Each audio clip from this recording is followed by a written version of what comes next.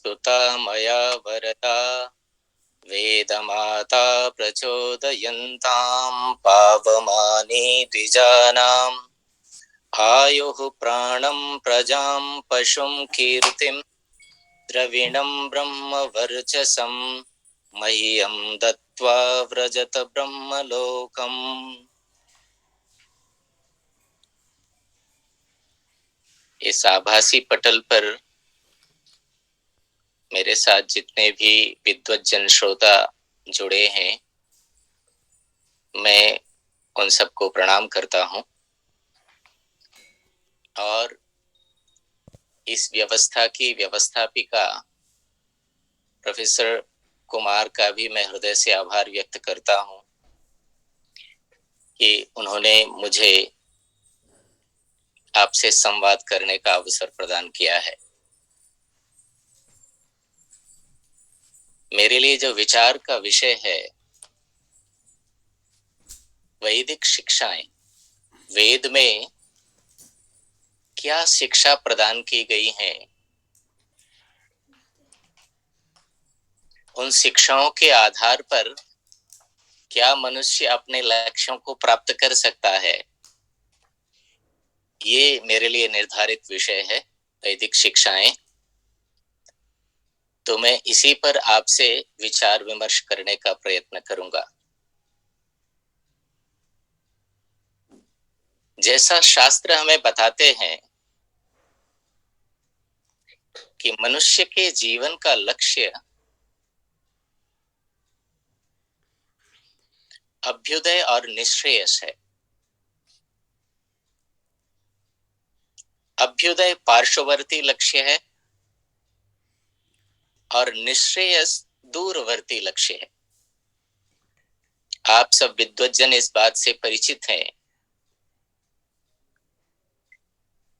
कि अभ्युदय का अभिप्राय है कि इस संसार में रहते हुए हम धर्माचरण करते हुए कैसे सुखपूर्वक जी सकें और अंत में ज्ञानपूर्वक मुक्ति को प्राप्त कर लेना निःश्रेयस है, जो बहुत दूरवर्ती लक्ष्य है। लेकिन विद्वज्जन, योगी जन, साधक जन उस लक्ष्य के प्रति निरंतर प्रयत्नशील रहते हैं और अपने अनुभवों को शास्त्र में लिखते रहते हैं, जिससे हम जैसे सामान्य जन भी उस पथ के पथिक बन सकें।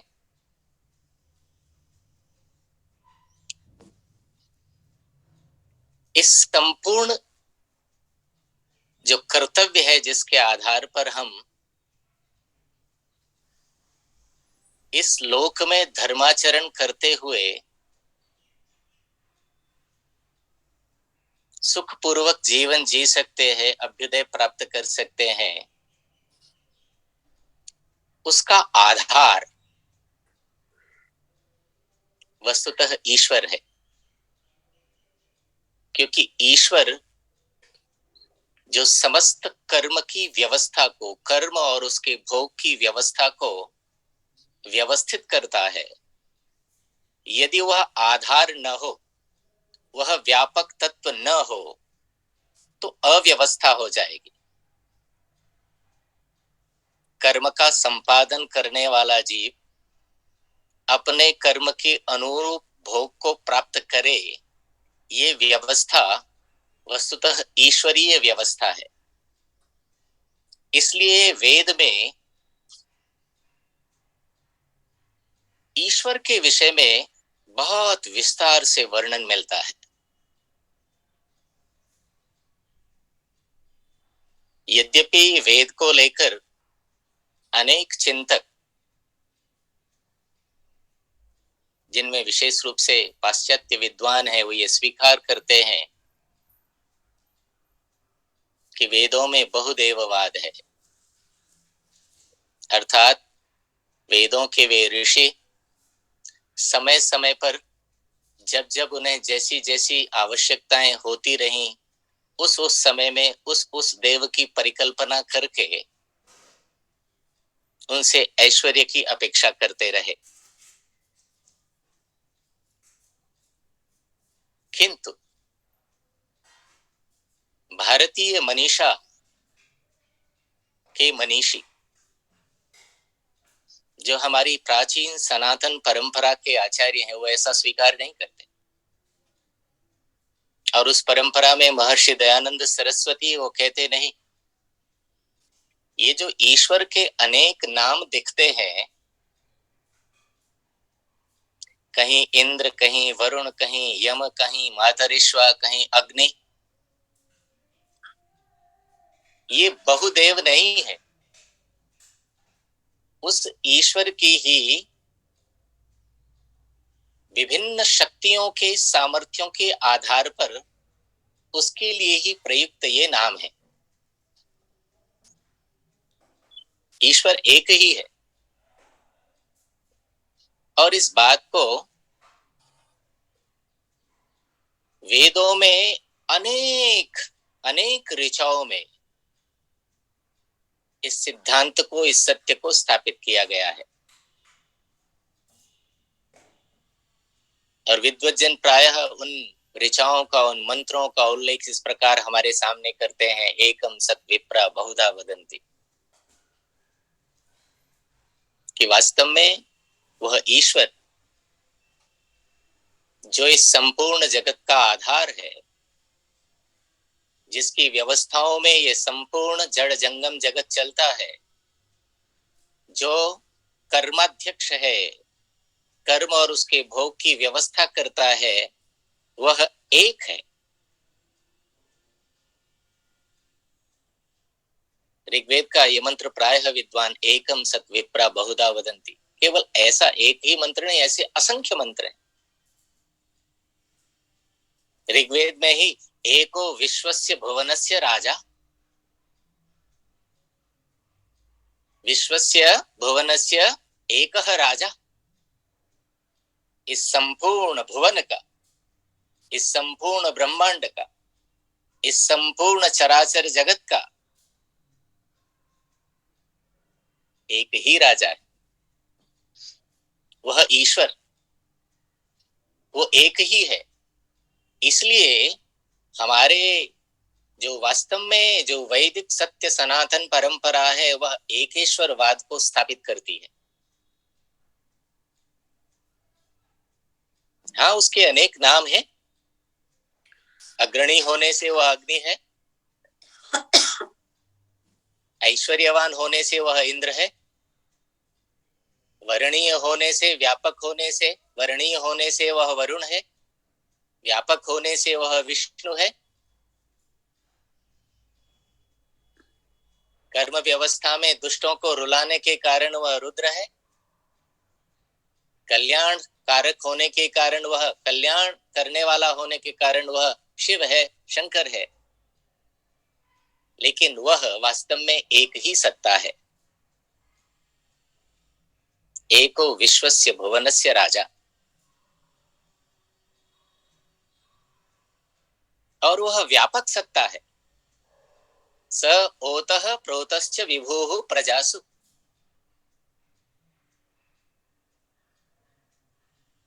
वेद के ये मंत्र उस एक परम सत्ता के बारे में अनेक स्थानों पर इस सिद्धांत का प्रतिपादन करते हैं।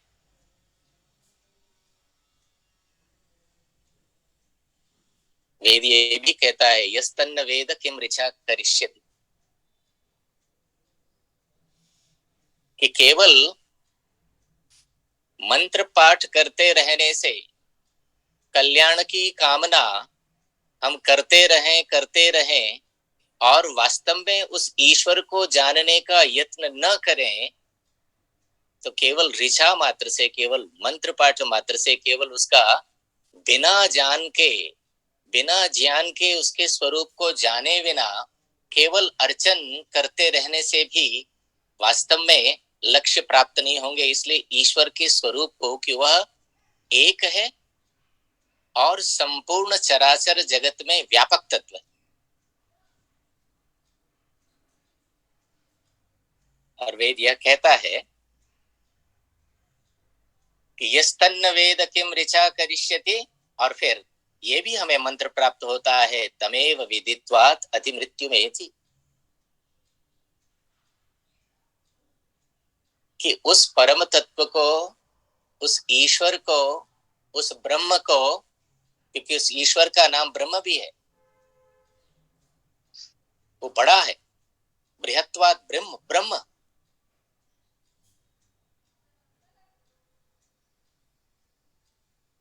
अथर्ववेद में भी हमें प्राप्त होता है, एक एव नमस्यः विक्षु ईड्यः, एक एव नमस्यः एक एव ईड्यः। तो ईश्वर के इस एकत्व को, उस एक परम सत्ता की स्थिति को अनुभव करके तब जब अर्चन किया जाता है, जब प्रार्थनाएं की जाती हैं, तो व्यक्ति के अंदर उस व्यापक सत्ता के उस स्वरूप के बोध से व्यक्ति के अंदर ऐसे धर्माचरण की स्थिति उत्पन्न होती है कि वह अपना जीवन अभ्युदय पूर्वक निश्रेयस की ओर ले जा सकता है। क्योंकि जब तक ईश्वर की व्यापक सत्ता को स्वीकार न करें और उस व्यापक सत्ता को स्वीकार करके तदनुकूल आचरण न करें, तो वास्तव में वेद की समस्त शिक्षाओं का कोई प्रयोजन नहीं रह जाता है। इसलिए वेद में उस व्यापक परम तत्व के एकत्व की व्यवस्था करके उसके स्वरूप की चर्चा तो है ही, साथ में तदनुकूल उपासना की व्यवस्था भी है।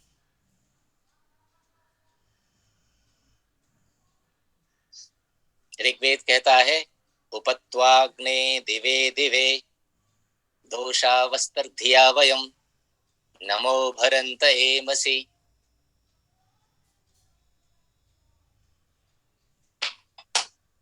दिन प्रतिदिन, दिनानुदिन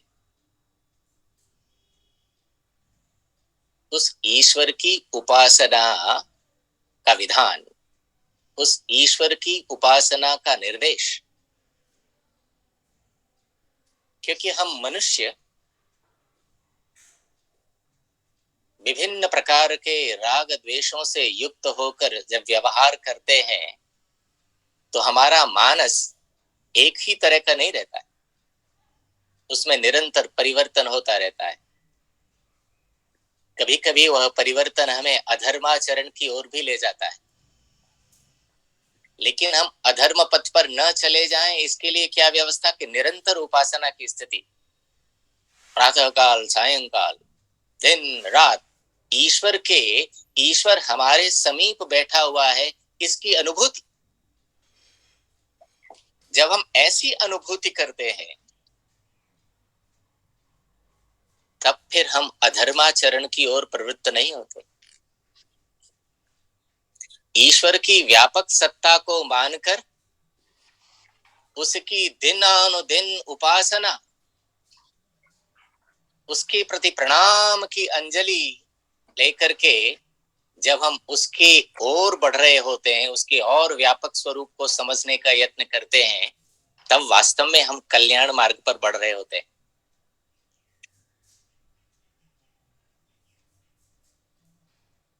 और फिर उस अवस्था में जब ईश्वर की उस उपासना के स्वरूप पर कार्य करते हुए, उसका पालन करते हुए, उस पथ पर चलते हुए फिर हमें ये अनुभव होता है, आनो भद्राः क्रतवो यन्तु विश्वतः। जो क्रतु है ना, जो कर्म है, तब हम भद्र कर्मों की इच्छा करते हैं। ऐसे कर्मों की हम इच्छा करते हैं जो अदब्धासः, जो दबने वाले नहीं।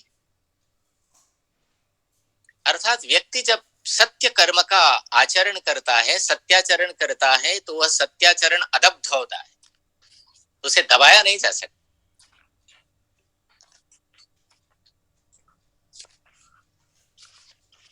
ऐसे जो भद्र क्रतु है, जो कल्याण कारक कर्म है, जिनमें कल्याण ही निहित है, ऐसे कर्म का आचरण करते हुए व्यक्ति ऐसे उत्साह से संपन्न रहता है कि कोई उसे दबा नहीं सकता।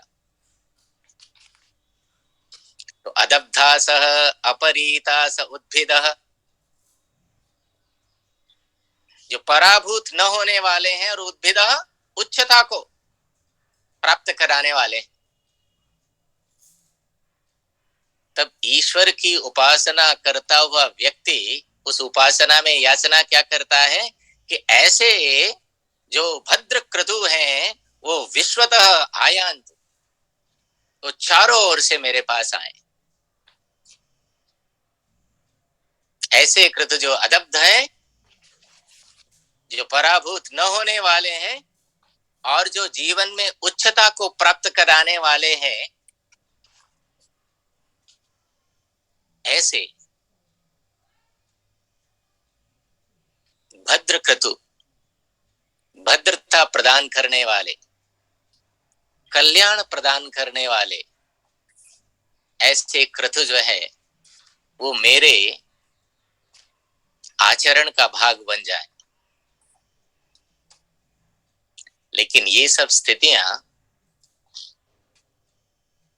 व्यक्ति को तब प्राप्त होती हैं जब व्यक्ति ईश्वर की व्यापकता को स्वीकार करके और निरंतर उपासना करते हुए, प्रातः काल संध्या काल उपासना करते हुए, ईश्वर का स्मरण करते हुए, फिर ये अपेक्षा करता है कि मैं जो भी कर्म करूं वह मेरा कर्म भद्रता से युक्त हो, इसलिए सभी ओर से भद्र कर्म मुझे प्राप्त हों।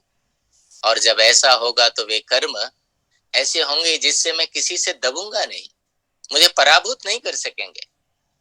क्योंकि जैसे ही मैं अधर्माचरण करता हूं, जैसे ही मैं कोई ऐसा कार्य करता हूं जो भद्र नहीं है, अभद्र है या अधर्म युक्त है, तो मेरे अंदर की कमजोरी किसी का भी मुकाबला नहीं कर सकती। जब भी कोई व्यक्ति मेरे उस अधर्म के प्रति निर्देश करते हुए मुझे दबाने की कोशिश करेगा तो मैं दब जाऊंगा। लेकिन वेद शिक्षा देता है कि जो भद्र है वो वास्तव में भद्र और अदब्ध एक दूसरे से जुड़ी हुई चीजें। यदि कल्याणकारक है, धर्माचरण से युक्त है, तो अदब्ध भी होगा।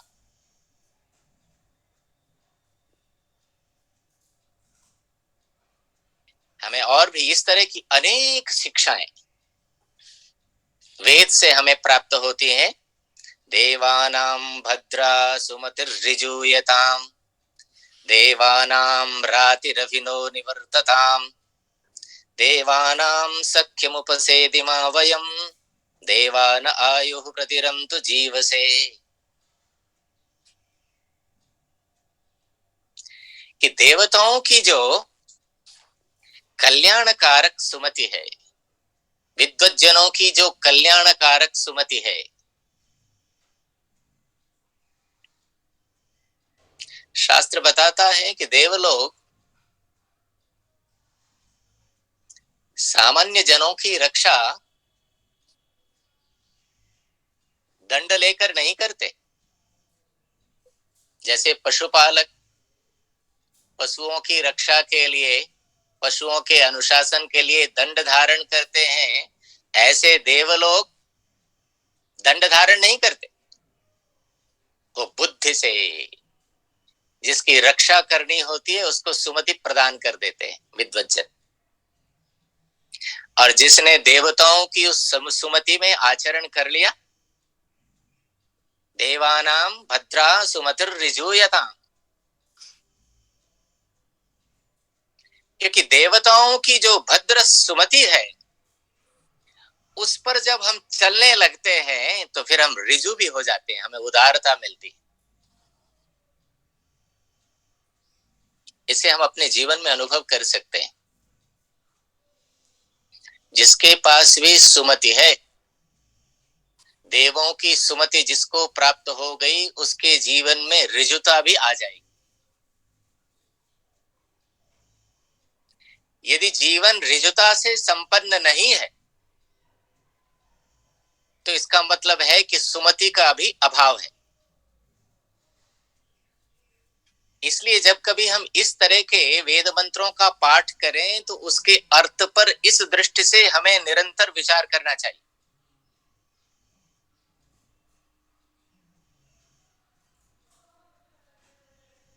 देखिए, शास्त्रों में पढ़ते पढ़ते कई बार इस तरह की बात आती है कि वेद शब्द राशि है, शब्द का अर्थ है और अर्थानुकूल क्रिया है, ये सब मिलाकर के वेद बनता है।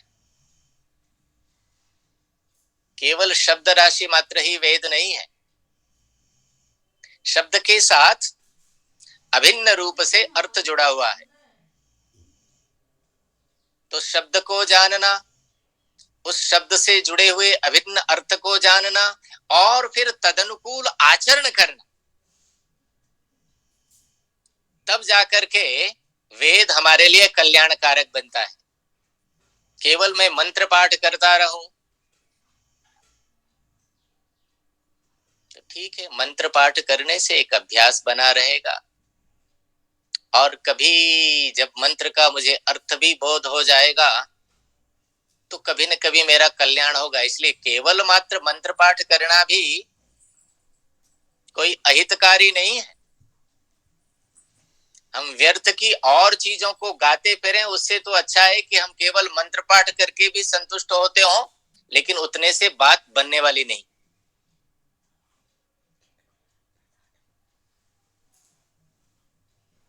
अर्थ का, यदि अर्थ अविज्ञात रहेगा तो फिर स्थाणुरयम भारहारः किलाभूददित्य वेदम न विजानाति अर्थम। अर्थ, लेकिन अर्थ जानने का अभिप्राय यह है कि फिर तदनुकूल क्रिया, कर्म। तो जब हम इस तरह का पाठ करें, देवानाम भद्रा सुमतिर ऋजूयताम, तब हम इस तरह का निरंतर अपने जीवन में प्रयास करें कि देवताओं की विद्वज्जनों द्वारा जो निर्दिष्ट सुमति है, जो कल्याणकारक मार्ग है, जो कर्तव्य का विवेक कराने वाली बुद्धि है, जो बताती है what to do and what not, क्या करना है क्या नहीं करना है, इस तरह का विवेक कराने वाली जो विद्वानों की सुमति है, जो विद्वज्जनों द्वारा जिस सद्बुद्धि का निर्देश किया गया है, वो मुझे प्राप्त हो जाए और मैं जीवन में सरल भी बन जाऊं। देखो, इतना तो हम सामान्य संस्कृत जब पढ़ते हैं तो इस तरह के पद्य हमारे सामने निरंतर आते हैं, विद्या ददाति विनयम।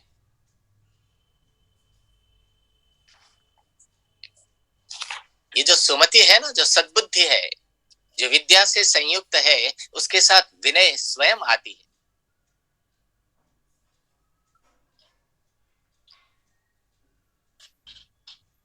देवानां सख्यम उपसेदिमा वयम देवान आयु प्रतिरंतु जीवसे। देवताओं की सख्यता, अब देखिए ना, इससे बढ़िया और शिक्षा क्या होगी कि हम पहले देवताओं की सख्यता, उनसे मित्रता करें, विद्वत जनों का संग हो।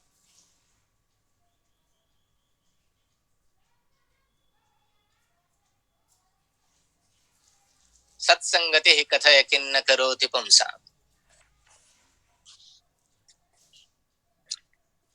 तो वेद की शिक्षा यदि वास्तव में हमें जीवन में धारण करनी है तो सरलता से हम यहीं से आरंभ कर सकते हैं कि पहले विद्वत जनों का संग आरंभ करें, विद्वत जनों की मित्रता आरंभ करें।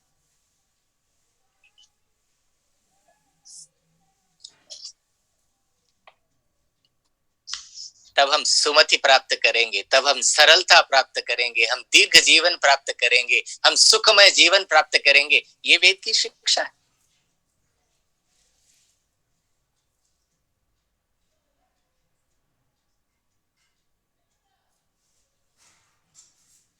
हम ये मंत्र प्रायः पाठ करते हैं यज्ञादि कार्यों में, इन मंत्रों का प्रायः पाठ होता है, लेकिन अनेक बार हम पाठ करके ही रह जाते हैं, उसकी अर्थ और क्रिया पर विचार नहीं करते। देखिए कितना सुंदर मंत्र है, भद्रं कर्णेभिः शृणुयाम।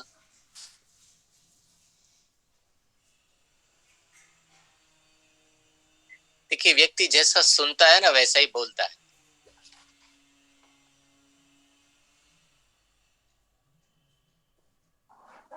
ज्ञान की परंपरा श्रुति से आरंभ हुई, इसलिए वेद श्रुति है जिसे सुना गया।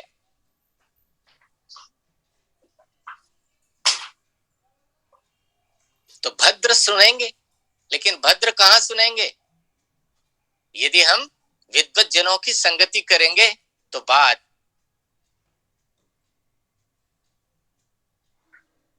भद्रता की होगी। यदि उनकी संगति से हम रहित होंगे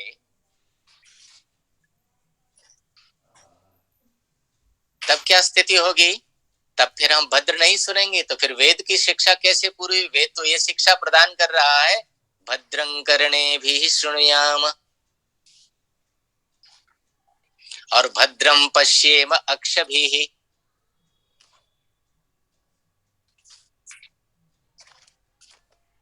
अपने नेत्रों से भद्र देखने का प्रयत्न करें।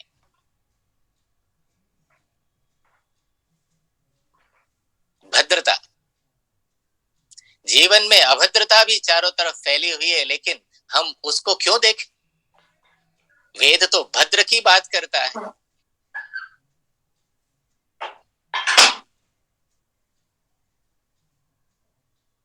इसलिए हम भद्र सुने, भद्र देखें और फिर तदनुकूल आचरण करके फिर अपने स्थिर और सुदृढ़ अवयवों से जब हम युक्त होंगे और तदनुकूल स्तुति करेंगे, तब हम देवहितम आयु, उन विद्वज्जनों के हित को करने वाली, उन विद्वानों की परंपरा को बढ़ाने वाली आयु प्राप्त करेंगे। जब तक हमारी आयु रहेगी तब तक हम विद्या के प्रचार और प्रसार में लगे रहेंगे।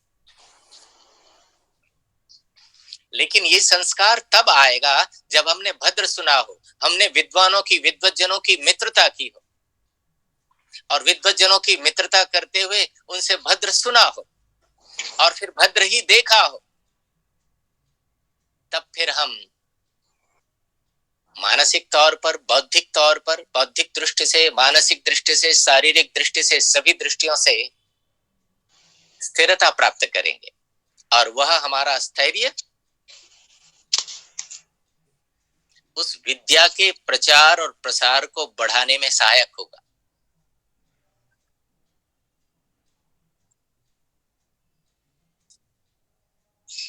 देखिए इस तरह के और भी अनेक मंत्र हैं। विद्वज्जन इस बात को जानते हैं, उन्हें यह लग रहा होगा कि ये सब बातें तो हमें पहले से पता है। जी बिल्कुल, मैंने भी आप जैसे विद्वज्जनों से सुना है या उनके मार्गदर्शन में रहते हुए पढ़ा है, उन्हीं पर चर्चा कर रहा हूं और इस भाव से कर रहा हूं कि केवल मंत्र मात्र का ज्ञान होने से शिक्षा पूर्ण नहीं होती, उसका अर्थ और फिर अर्थानुकूल क्रिया के बिना पूर्णता नहीं होती।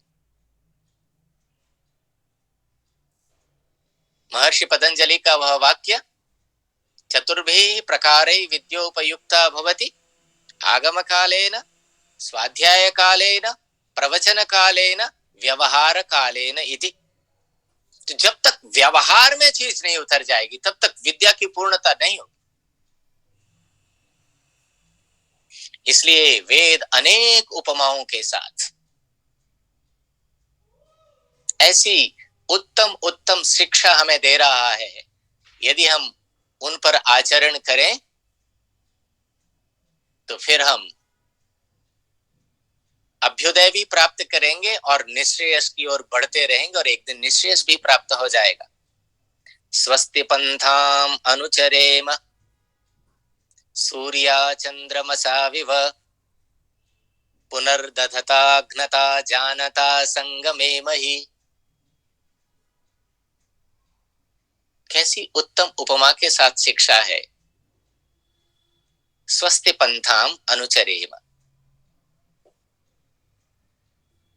कि स्वस्ति के पथ का अनुगमन हम करें, उस पर चलें। और फिर उपमा देखिए, सूर्या चंद्रमसाविव, सूर्य और चंद्रमस के समान। सूर्य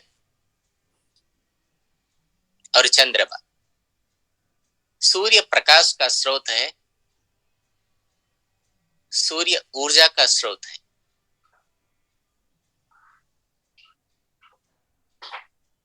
और निरंतर उसका प्रकाश और उसकी ऊर्जा हमें प्राप्त हो रही है, जो इस धरती पर जीवन का कारण बन रही है, सर्वत्र जहां भी। क्योंकि बिना प्रकाश और बिना ऊर्जा के जीवन संभव नहीं।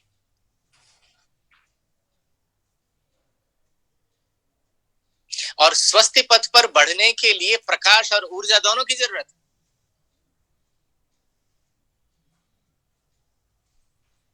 प्रकाश,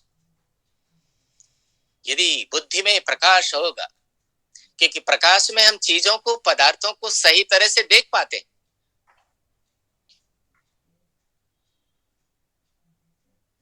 सही तरह से प्रकाश में पदार्थों का विवेक हमें हो जाता है।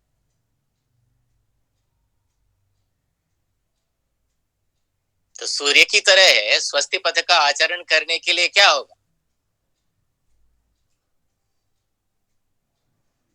भाई? हम जब परिकल्पना करें कि कैसे स्वस्थ पथ पर सूर्य कैसे चल रहा है, या सूर्य के समान हम स्वस्थ पथ पर कैसे चल सकते हैं,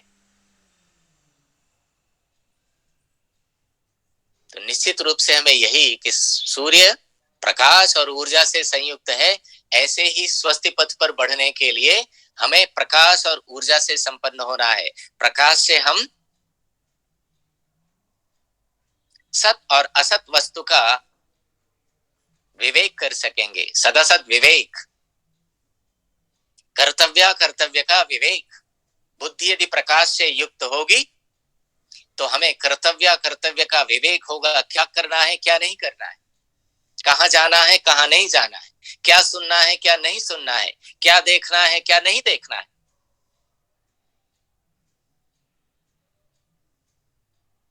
और दूसरी ऊर्जा, ऊर्जा हमें क्रिया में प्रवृत्त करेगी। अनेक बार मनुष्य, ऐसे आपको अनेक विद्वज्जन मिल जाएंगे जिनके पास बहुत उत्तम उत्तम विचार है, लेकिन करने की ऊर्जा नहीं है। बहुत अच्छा सोचते तो हैं, लेकिन कर नहीं पाते। और अनेक ऐसे लोग भी आपको मिलेंगे जो कुछ नहीं सोचते और करने में लगे हुए। लेकिन वेद की शिक्षा तो समन्वय की बात करती है, सूर्य की ऊर्जा और सूर्य का प्रकाश।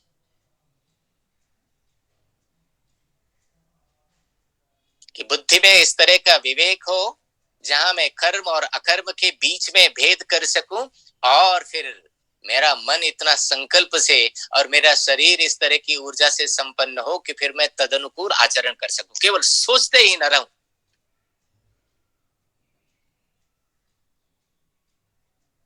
केवल विचार के स्तर पर ही न रह जाऊं, मेरा विचार, मेरा सद्विचार मेरी क्रिया में उतर जाए। लेकिन वो क्रिया में तब उतरेगा जब ऊर्जा से संपन्न मैं होऊंगा।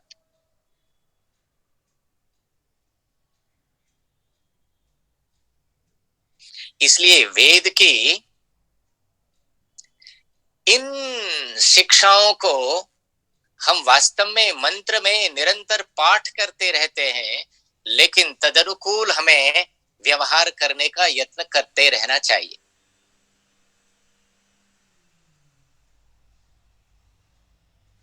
मा प्रगाम पथो वयम मा यज्ञादिन्द्र सोमिनः मान्तः स्थूर्णो अरातयः। तो देखिए कितना, मा प्रगाम पथो वयम, कि हम जो है ना सत्य का पथ, जो सत पथ है उसे कभी न छोड़ें, और जो यज्ञीय कार्य हैं, जो कल्याण के कार्य हैं,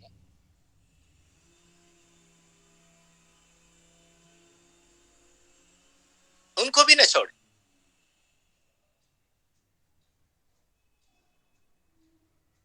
और शत्रु जो है ना हमारे अंदर न बैठ जाए, और सुकृत में हमारा हिस्सा निरंतर बना रहे।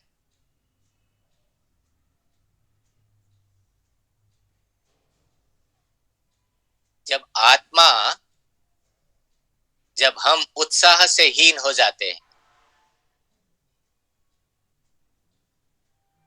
तब वास्तव में हमारे आलस्यादि शत्रु प्रबल हो जाते हैं, जो हमारे अंदर ही बैठे हुए हैं।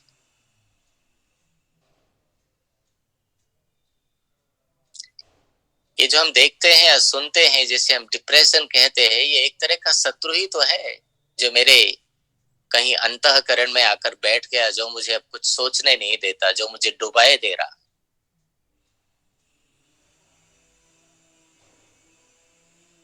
लेकिन वेद तो शिक्षा प्रदान कर रहा है कि हम जो है ना हमेशा विवेक से संपन्न रहें, ऊर्जा से संपन्न रहें, उत्साह से संपन्न रहें, और ऐसा रहते हुए हम सत्य के पथ को कभी न त्यागें। कल्याणकारी कार्यों में हमारा भाग निरंतर बना रहे, और ऐसा करते हुए हम ऐसा जीवन जिए कि कोई भी शत्रु जो है ना हमारे अंदर न बैठ जाए। बाहर के शत्रु से व्यक्ति मुकाबला कर सकता है, लेकिन अंदर कोई शत्रु बैठ जाए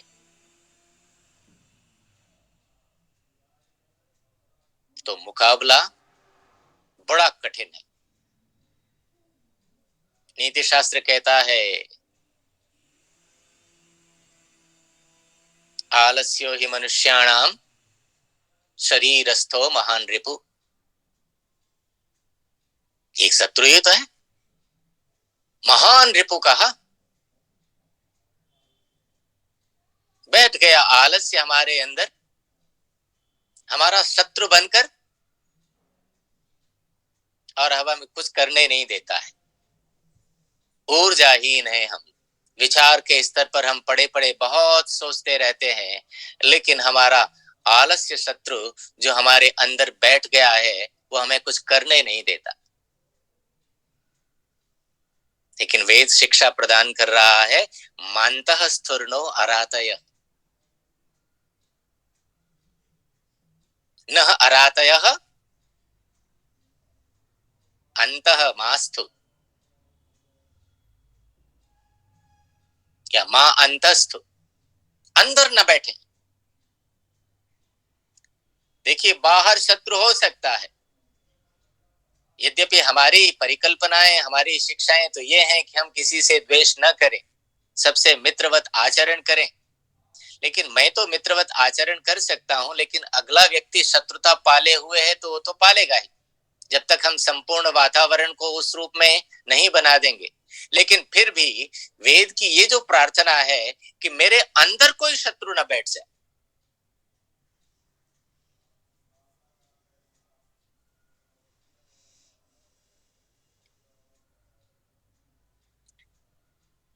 और हम यज्ञाधिकारी करते हुए प्रजापते न त्वत् एतान्यन्यो विश्वारूपाणि परिता बभूव यत्कामास्ते जुहुमस्तन्नो अस्तु वयं श्याम पतयोरयीणाम। ऐसी प्रार्थना हम करते हैं।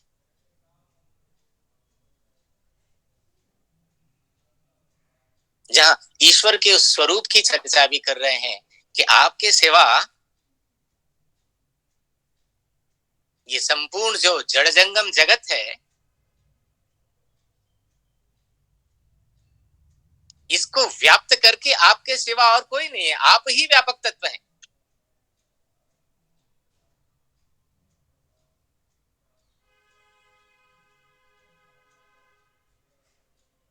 इसलिए जब आप ही व्यापक तत्व हैं, आप ही संपूर्ण व्यवस्था को देख रहे हैं, तब फिर आपकी ही प्रार्थना करते हुए आपके ही उन सद्गुणों को ईश्वर के जो न्याय आदि, ज्ञान आदि, आनंद आदि, जो उसके शाश्वत स्वरूप का भाग है, जिसका ज्ञान बल क्रिया सब स्वाभाविक है,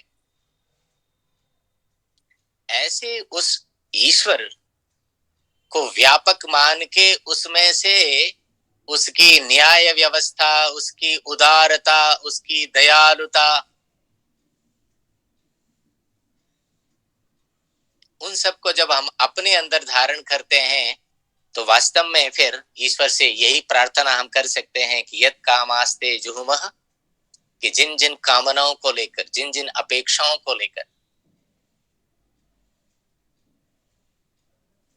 हम आपके पास आ रहे हैं, वो हमारी कामनाएं, हमारी इच्छाएं पूर्ण हो।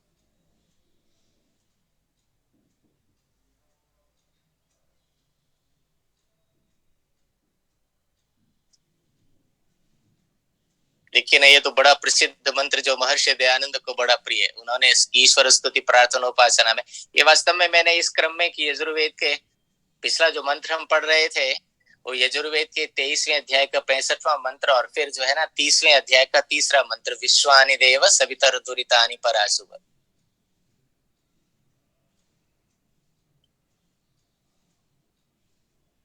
यहाँ भी वही प्रार्थना है, दुरितानि परासुव।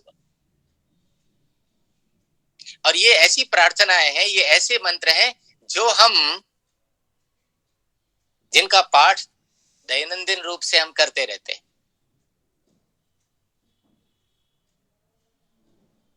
यही तो वो उत्तम शिक्षाएं हैं कि जिन पर आचरण करें तो जीवन में परिवर्तन हो सकता है, यदि हम निरंतर ये प्रयास करते रहें कि जो भी दुरित हैं वो दूर हो जाए।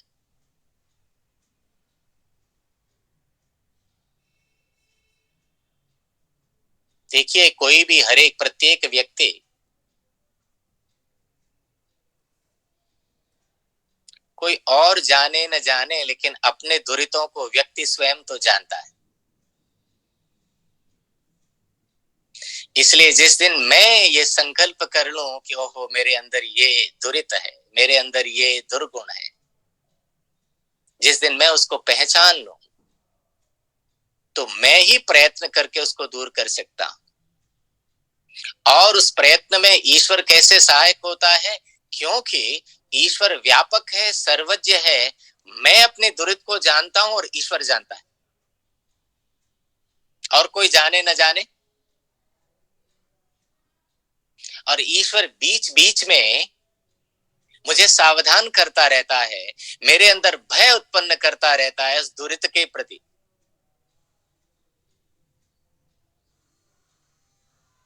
जैसे ही मेरा मन उस दुरित में प्रवृत्त होता है, ईश्वर की ओर से भय, शंका, लज्जा, क्योंकि वो व्यापक तत्व मेरे अंदर बैठा हुआ,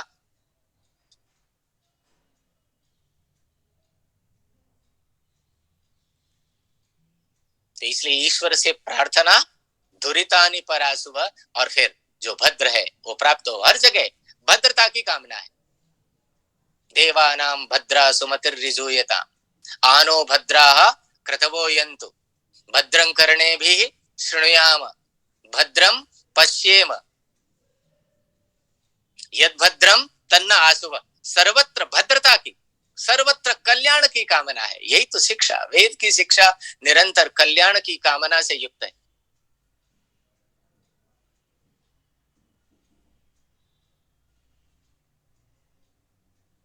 अग्ने नय सुपथा,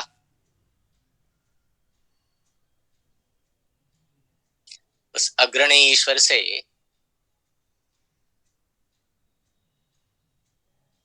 सुपथ पर जाने की, ले जाने की कामना।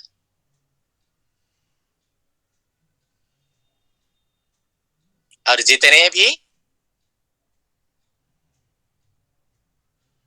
पाप रूप कर्म है, उनसे छुड़ाने की कामना। वास्तव में सुपथ पर चलने से, सुकर्म करने से, धर्माचरण करने से जो मेरा कर्माशय इकट्ठा हो रहा है, वह कर्माशय ही मेरे कल्याण का एक दिन हेतु बनेगा, जो मुझे इस संसार में अभ्युदय प्राप्त कराएगा। और अंततः इस अभ्युदय की प्रक्रिया में रहते रहते जब मुझे ज्ञान की वह पराकाष्ठा प्राप्त हो जाएगी, तो मेरा वह कर्माशय भी एक दिन क्षीण हो जाएगा और मैं निःशेष को प्राप्त कर लूंगा।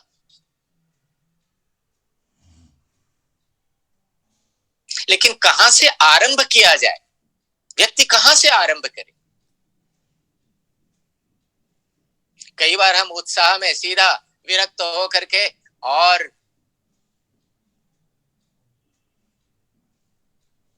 ऐसा लगता है कि बस सीधे साधक बन गए और मुक्ति ही मिलने वाली है। लेकिन जब तक वैदिक शिक्षाओं के अनुकूल हम अपने दैनिक जीवन को न करेंगे, तब तक वास्तव में दृढ़ता पूर्वक इस मार्ग पर बढ़ना बड़ा कठिन है। इसलिए कई बार स्मशान वैराग्य की तरह हमें एकदम उत्साह आता है और हमें लगता है कि हम सब कुछ बदल देंगे और बस।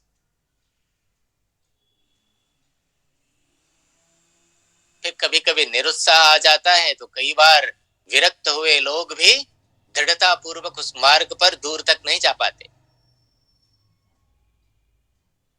लेकिन वेद की शिक्षाएं जहां भी हम हैं, सबसे पहले वहां सुपथ पर चलने का यत्न।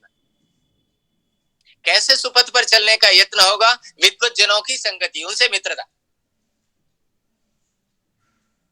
और उनसे मित्रता होने पर फिर उनसे भद्र ही सुनना, भद्र ही देखना। फिर ऐसे करते करते करते हमारे मन में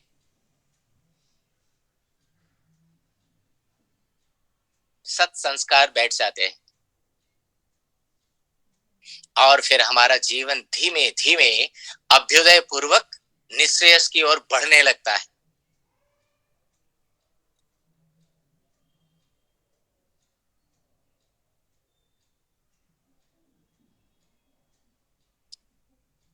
तो इस प्रकार हम देखेंगे कि वास्तव में वेद की शिक्षाएं हमें सुपथ पर चढ़ने के लिए निरंतर प्रेरित कर रही हैं।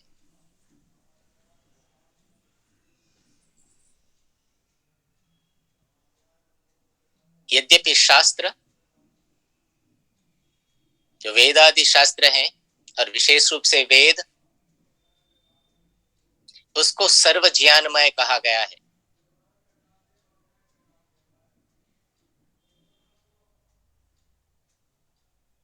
उसका वेदत्व, वेद की वेदता या वेद का वेदत्व इसी में है कि वह हमें उन पदार्थों का भी ज्ञान कराता है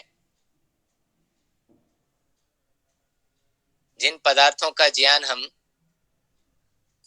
प्रत्यक्ष आदि प्रमाणों से, प्रत्यक्ष से, अनुमान आदि से नहीं कर सकते। इसलिए विद्वानों ने वेद को सर्व ज्ञानमय कहा। ऋषि दयानंद ने वेद सब सत्य विद्याओं का पुस्तक है, ऐसा कहा। तो विद्वज्जन सब सत्य विद्याओं को खोजने का निरंतर यत्न करते हैं। अनेक विद्वान अनेक तरह से निरंतर लिख रहे हैं। वो वेद में ज्ञान, विज्ञान और जो भी मनुष्य के लिए जो भी उपकारक विद्याएं हैं, उन सब विद्याओं पर वो निरंतर शोध कर रहे हैं। लेकिन हम जैसे सामान्य जनों के लिए क्या शिक्षा है वेद? वो तो विद्वानों की बात है। जहां वो ज्ञान विज्ञान खोज रहे हैं वेदों में, वो तो विद्वानों के ही वश की बात भी है। वो हम सामान्य जनों की हो सकता है समझ में ना आए, लेकिन हम सामान्य जनों के लिए वेद में क्या शिक्षाएं? भाई सामान्य जनों के लिए, हम जैसे सामान्य बुद्धि वाले जनों के लिए तो वास्तव में वेद में यह है कि हम सुपथ का आचरण करें। हम जो वेद को जानने वाले जो देव है,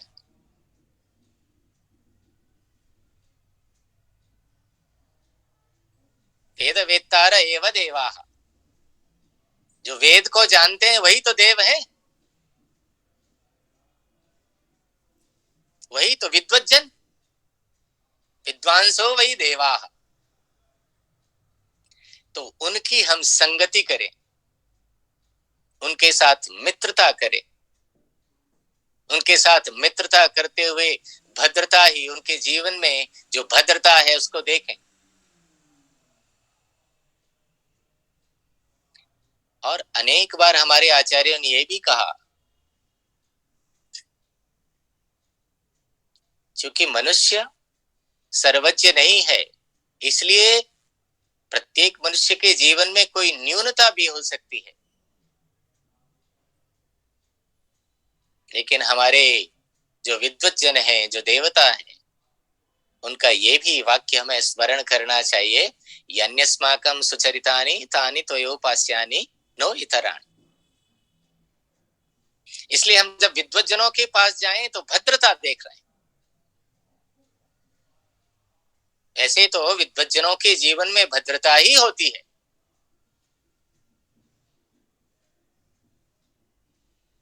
लेकिन हमारे लिए भी निर्देश है कि हम भद्रता ही देखें, भद्र सुने। हम सामान्य जन वास्तव में ऐसा करते करते ना सुपथ पर चलने लगेंगे और यहीं से हमारा कल्याण आरंभ होगा।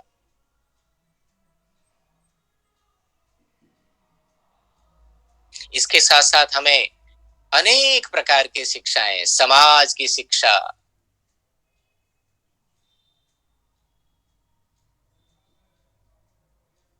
संगच्छध्वम संवदध्वम,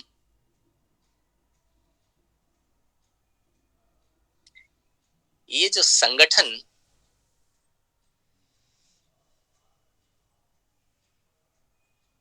ये बड़ा प्रसिद्ध मंत्र है, लेकिन साथ साथ व्यक्ति चल कैसे सकता है? मुझे स्मरण आता है, मैं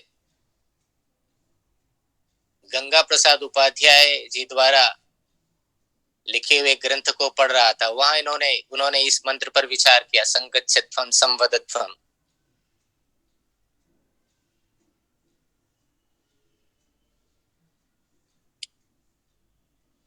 प्रश्न वे उठाते हैं कि भाई साथ साथ गमन कैसे हो सकता है?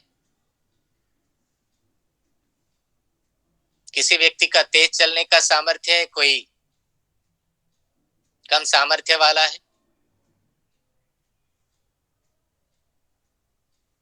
बौद्धिक सामर्थ्य भी भिन्न भिन्न है, इसलिए संगमन कैसे होगा? साथ साथ चलना कैसे होगा? इस साथ साथ चलने का जो दायित्व है ना, वो वास्तव में उन्हीं लोगों पर है, उन्हीं विद्वज्जनों पर है जो तेज चलने का सामर्थ्य रखते हैं, जिनका बौद्धिक चिंतन बहुत प्रखर है। वे उन लोगों को भी अपने साथ में ले लें जो उतना तेज चलने में समर्थ नहीं है, उनको पीछे न छोड़ दें, समाज में वो लोग पीछे न रह जाएं।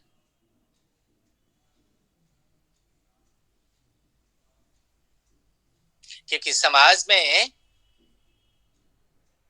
जो सामर्थ्य संपन्न नहीं है, शरीर की दृष्टि से समर्थ नहीं है या बुद्धि की दृष्टि से भी समर्थ नहीं है, ऐसे लोग पीछे न छूट जाएं। ये इंक्लूसिवनेस है ना, वो यही आजकल चारों तरफ बात इंक्लूसिव, जहां सबको जोड़ करके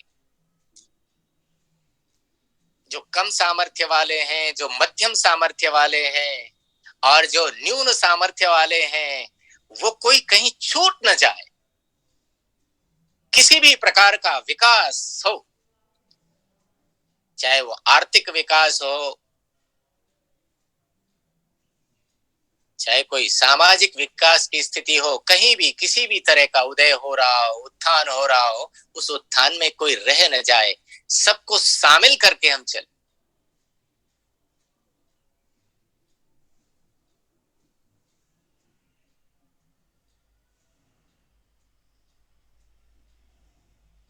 तब जाकर के वास्तव में ये जो ऋग्वेद का ये जो विचार है, ऋग्वेद की जो शिक्षा है, तभी पूर्ण होगी। नहीं तो इस आपाधापी में हम सब लोग अलग अलग भागे जा रहे हैं, अलग अलग।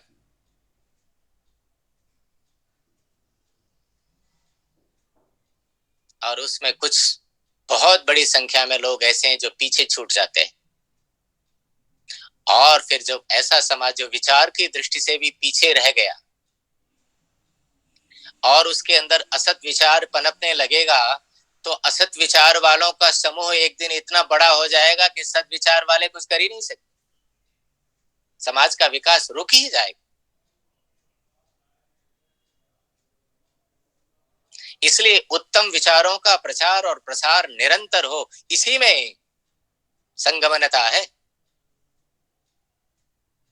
इसी में है कि हम जो सामर्थ्य उस ढंग का नहीं रखते हैं, उनको भी अपने साथ ले लें, उनको भी विद्या से संपन्न करें, उनको भी बुद्धि से संपन्न करें, और आवश्यकता पड़े तो उनको आर्थिक सहायता देकर के भी आगे बढ़ाने का प्रयत्न करें।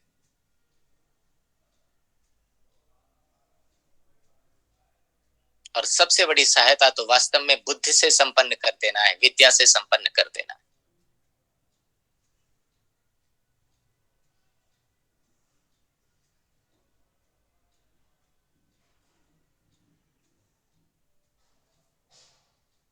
जब लोग साथ साथ चलने के लिए तैयार हो जाएंगे, साथ साथ चलने लगेंगे, तो वास्तव में उनका जो बोलना होगा, उनका जो परस्पर संवाद होगा, वो भी संवाद होगा, विवाद नहीं होगा। तभी संवादत्वम सिद्ध होगा। नहीं तो विवाद की स्थितियां हैं। संगमन नहीं तो संवदन नहीं। हमने सबको साथ लेकर चलने का संकल्प यदि नहीं किया तो अंततः विवाद ही होगा, संवाद नहीं। वेद की शिक्षा पर हम सबको ध्यान रखना है, हर एक स्तर पर, परिवार के स्तर पर भी, समाज के स्तर पर भी, यदि किसी संस्था में है तो संस्था के स्तर पर भी।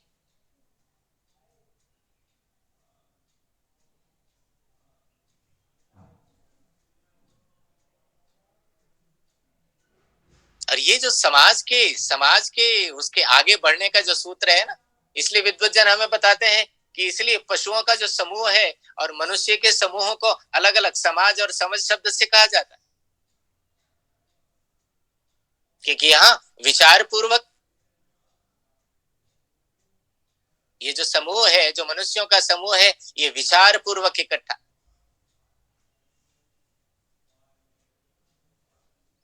इसमें संगमन की स्थिति है, इसमें संवदन की स्थिति है। और यदि ऐसा न हो, बड़ा जो सामर्थ्यवान है वो जो है ना निर्बल को मारने लगे, तो ये तो पशुता है, पशु ऐसा करता है, फिर संगमन कहां हुआ? पशुता, पशु ऐसा करता है, समर्थ बलवान पशु। इसी को तो हम मात्स्य न्याय कहते हैं कि बड़ी मछली छोटी मछली को खा जाती है, लेकिन वो तो पशु संसार है। मनुष्यों के संसार में ऐसा नहीं, वेद तो कहता नहीं। सबको साथ लेना है, सबको साथ लेकर चलना है, संवाद से चलना है, संवदन, संवदत्वम।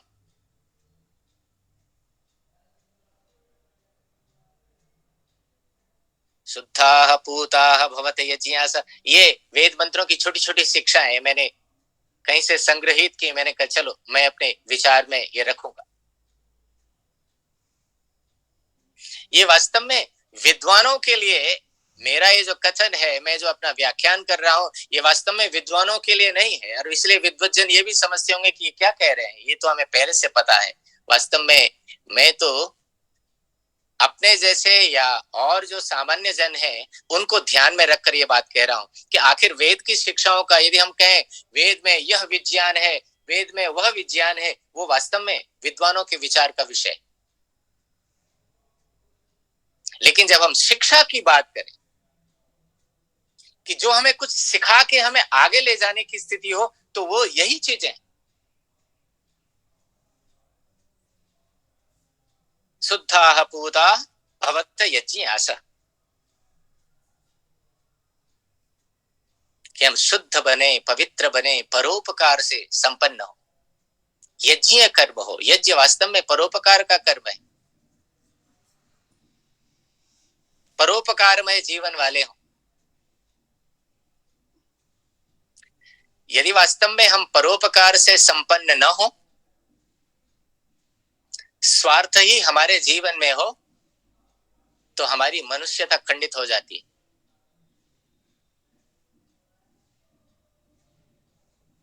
आचार्य लोग बताते हैं कि पशु का जब निर्वचन करते हैं,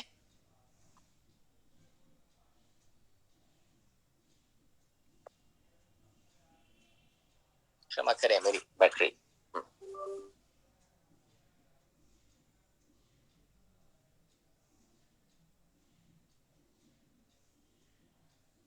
आप मुझे सुन पा रहे हैं? जी हाँ, सुन पा रहे हैं।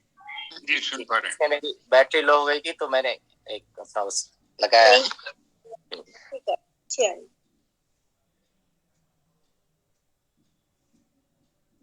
तो मैं बात कर रहा था कि शुद्धा पूता भवत यज्ञास, कि हम शुद्ध बने, शुद्धाचरण वाले बने, जीवन में पवित्रता हो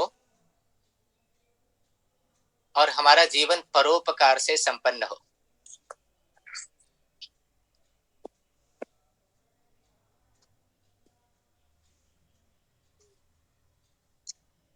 क्योंकि परोपकार के बिना,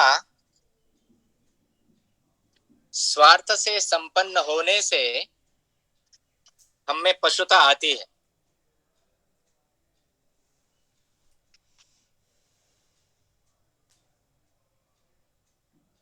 आचार्य बताते हैं, शास्त्र बताता है, स्वार्थान पश्यति इति पशु, जो केवल स्वार्थ ही देखता है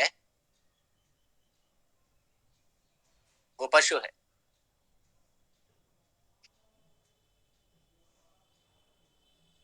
तो वेद की शिक्षा हमें पशुता से बचाती है, जो कहती है कि हमारे कर्म जो है ना, वो परोपकारमय हो, यज्ञ हो।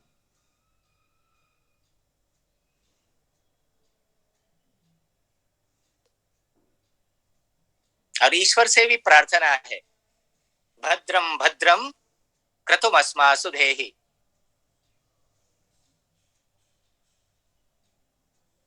ऋग्वेद का यह मंत्रांश, भद्रम भद्रम क्रतुम अस्मासु धेहि, हमारे अंदर भद्रता से संपन्न, कल्याण से संपन्न, जहां उत्तम संकल्प है, उत्तम ज्ञान है, ऐसे कर्म को धारण कराने की बात है।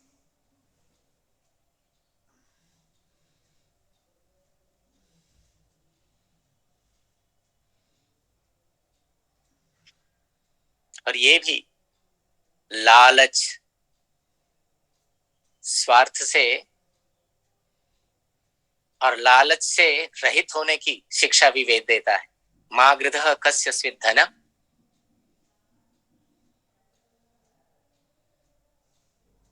ईश्वर की व्यापकता समझकर इस संपूर्ण जड़ जंगम जगत में ईश्वर व्यापक है। ईशावास्यमिदं सर्वं यत्किंच जगत्यां जगत् तेन त्यक्तेन भुञ्जीथाः मा गृधः कस्य स्विद्धनम्।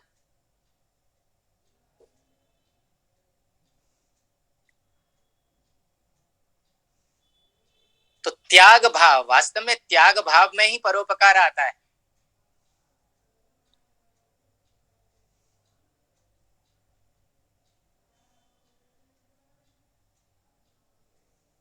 तब हम लालच से रहित भी हो जाते हैं। जैसे ही परोपकार की भावना हमारे हृदय में उदित होती है,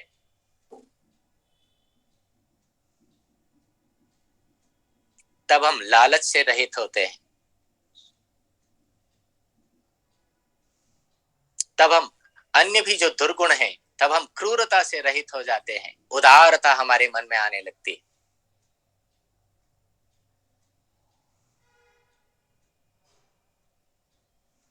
और मैत्री भाव आ जाता है हमारे मन में। मित्रस्य चक्षुषा समीक्षामहे, ये वेद की शिक्षा। हम सब परस्पर मित्र की दृष्टि से देखें। मैत्री भाव।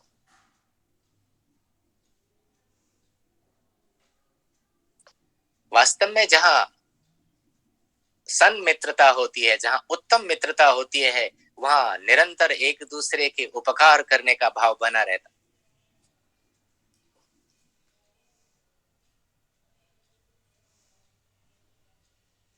लेकिन कहने कहने की मित्रता होगी तो वहां भी द्वेष उत्पन्न हो जाता है। लेकिन वास्तव में जिसे हम कह रहे हैं ना, जिसे सन्मित्र कहते हैं, वहां वास्तव में एक दूसरे के प्रति परोपकार का भाव बना रहता है। इसलिए मित्रस्य चक्षुषा समीक्षामहे, जहां समस्त प्राणियों को मित्र चक्षु से देखने की बात है। कितना बड़ा आदर्श है। सुनने में छोटा लगता है, लेकिन वास्तव में जीवन में धारण करने के लिए ये बहुत बड़ा आदर्श है।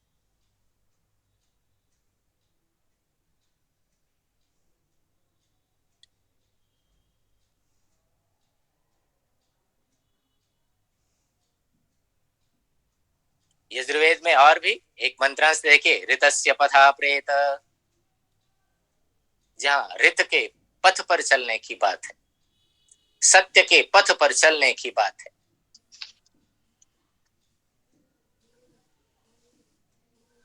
लेकिन सत्य से व्यक्ति का मन पवित्र हो जाता है। मनः सत्येन शुध्यति, अद्भिर्गात्राणि शुध्यन्ति, मनः सत्येन शुध्यति, विद्या तपोभ्याम भूतात्मा बुद्धिर्ज्ञानेन शुध्यति। जैसे जैसे ज्ञान बढ़ता जाता है, व्यक्ति की बुद्धि शुद्ध होती जाती है, और जैसे जैसे जीवन में व्यक्ति के सत्य बढ़ता जाता है, उसका मन पवित्र होता जाता है, मन में ताकत आ जाती है। सत्यवादी व्यक्ति का, सत्य बोलने वाले व्यक्ति का, सत्याचरण करने वाले व्यक्ति का मन बड़ा सबल होता है।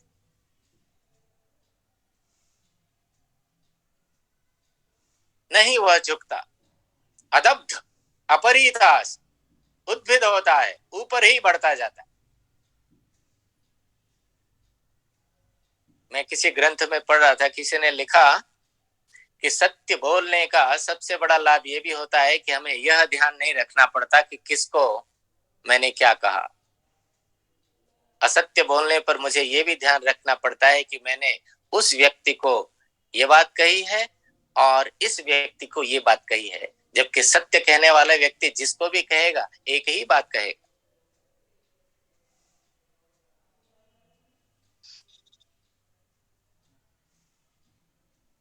तो सत्याचरण, सत्य का मार्ग।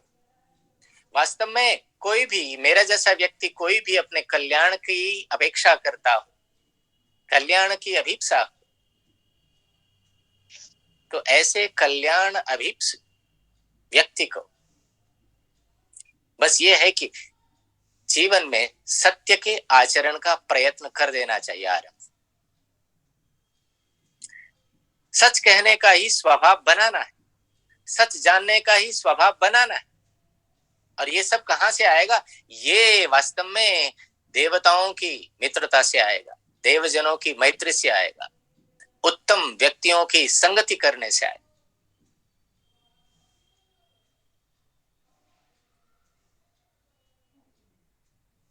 इसलिए मन को सत्य संकल्पों से युक्त होने की अनेक ऋचाओं में, अनेक मंत्रों में हमें शिक्षा मिलती है। तन्मे मनः शिव संकल्पमस्तु।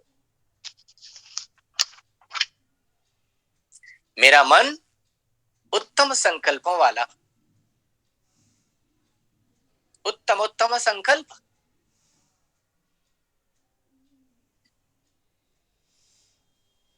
ऐसे संकल्प जो विकल्प में न बदले। अनेक बार हम संकल्प कर लेते हैं, लेकिन जब उनके आचरण की बात कभी आती है तो फिर हम उसे टाल देते हैं।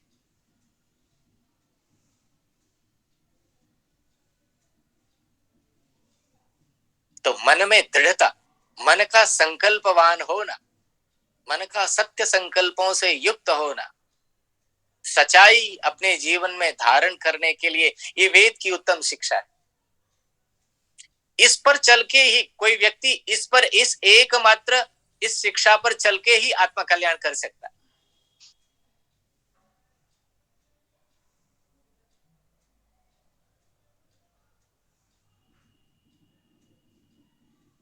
अनेक ऐसे महापुरुष हुए हैं जो अपने सत्यवादिता के लिए बस उनका वो अब तक अमर है।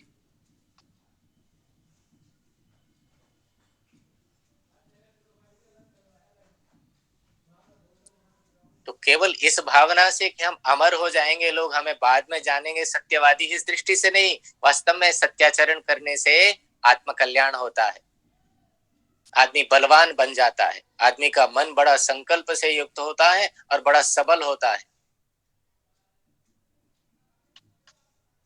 अनेक महापुरुष हम देखते हैं कि अपने सत्य के बल पर उनके सामने विषम से विषम ऐसे संकट आए, लेकिन वो घबराए नहीं। उनका मन बड़ा सबल था सच्चाई के कारण।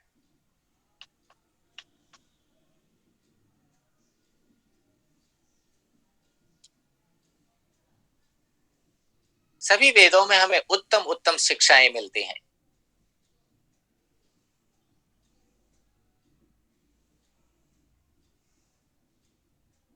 अध्वरे सत्य धर्माणम कविम अग्निम उपस्तु ही।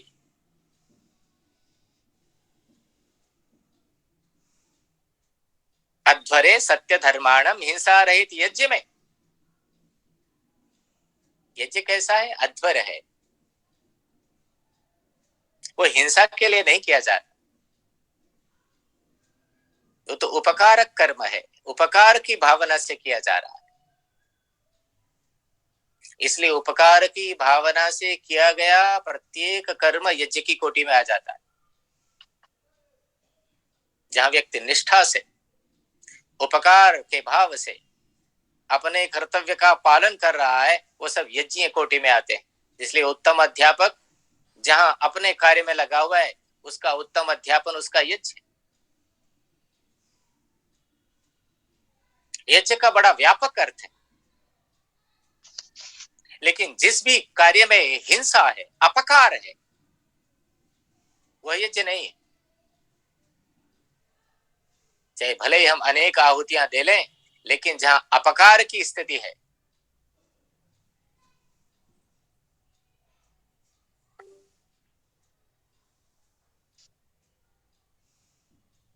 जहां अपकार की स्थिति है,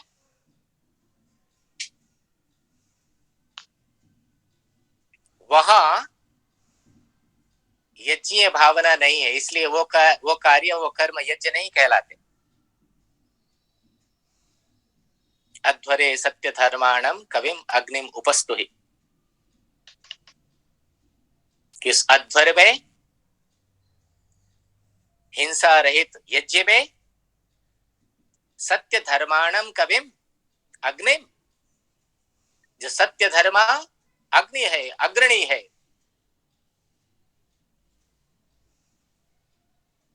ऐसे उस ईश्वर की या उस विद्वान की उपस्थ ही स्तुति करो, क्योंकि वह सत्य धर्मा है।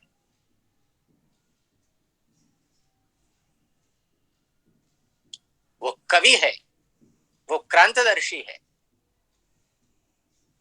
कवयः क्रांतदर्शिनः, जो दूर तक देख सकते हैं। मेरे और आपके देखने का सामर्थ्य सीमित है। आंखें तो बहुत सीमित देखती हैं, बुद्धि से भी बहुत दूर तक व्यक्ति देख लेते हैं, लेकिन जो क्रांतदर्शी होते हैं ना, वो भविष्य की चीजों को भी बहुत दूर से पहचान लेते हैं। लेकिन वो क्रांतदर्शिता सत्य धर्मा लोगों में आती है। सत्य धर्मा लोग कवि होते हैं, और वही अग्रणी भी होते हैं, वही अग्नि भी होते हैं, मार्गदर्शक भी वही बनते हैं, क्योंकि जो दूर तक देख पा रहा है वही तो मार्गदर्शक बनेगा। इसलिए वेद की शिक्षा है कि यदि हम वास्तव में यज्ञीय कर्म करना चाहते हैं, यज्ञ कर्म करना चाहते हैं, तो ऐसे हिंसा रहित यज्ञीय कर्मों में हम वास्तव में किन का स्तवन करें? ऐसे क्रांतदर्शी लोगों का स्तवन करें, ऐसे क्रांतदर्शी अग्रणी विद्वानों का स्तवन करें, या ऐसे परम क्रांतदर्शी उस सर्वाग्रणी ईश्वर का स्तवन करें जो सत्य धर्म है।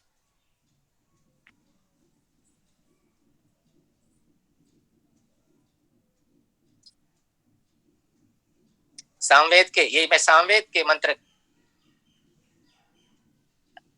का अंश मैंने आपके सामने रखा है। एक और मंत्रांश में ऋचा वरिण्यम अवहयामि,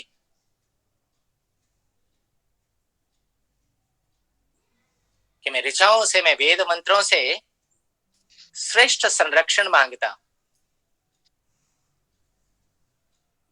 मंत्र से श्रेष्ठ संरक्षण। मंत्र क्या है? मंत्र मननात् विचार है। वह सद्विचार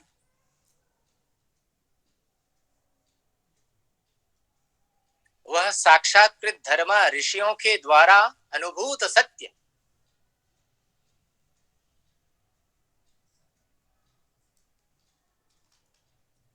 मंत्र तो ऐसे वेद मंत्रों से संरक्षण की याचना, अर्थात वो सद्विचार प्राप्त करने की इच्छा।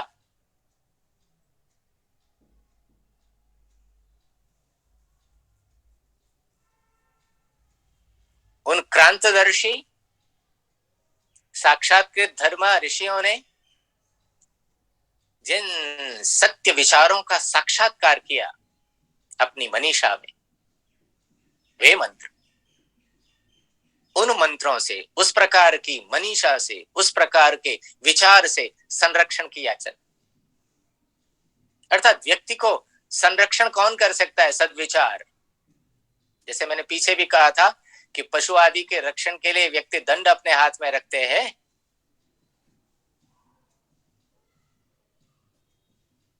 लेकिन व्यक्ति की रक्षा वास्तव में कौन करता है?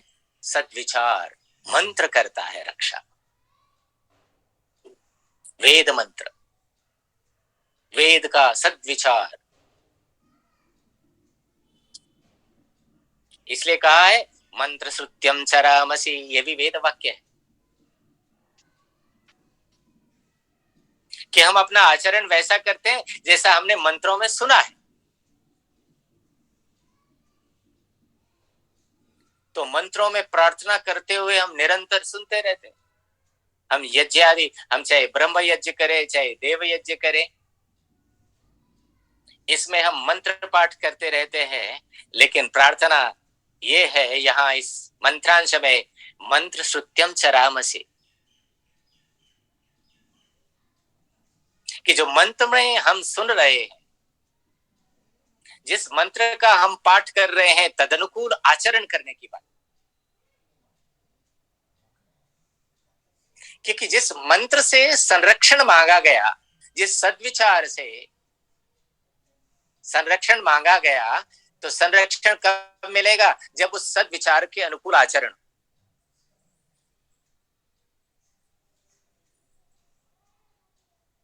तो मंत्र श्रुत्यम चरामसि, ये सब मंत्रांश जो शिक्षाप्रद मैंने संग्रहित किए और मैंने कहा आपसे इन पर चर्चा करूंगा।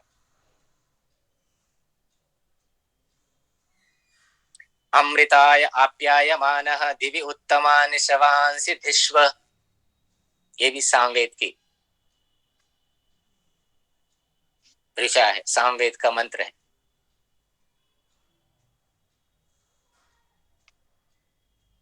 कि अमृताय आप्यायमानः दिवि उत्तमानि शवांसि धिष्व, मोक्ष प्राप्ति के लिए अमृताय आप्यायमानः दिवि उत्तमानि शवांसि धिष्व,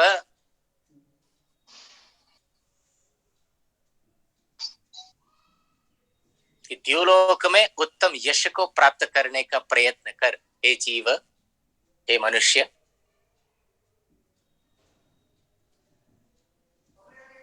द्युलोक में, द्यु तो प्रकाशमान लोक है, द्योतनात्, द्योतन करने के कारण द्युलोक में, अर्थात जहां विचार के प्रकाश की स्थिति है। रुक जा यार, ऊपर दे जा।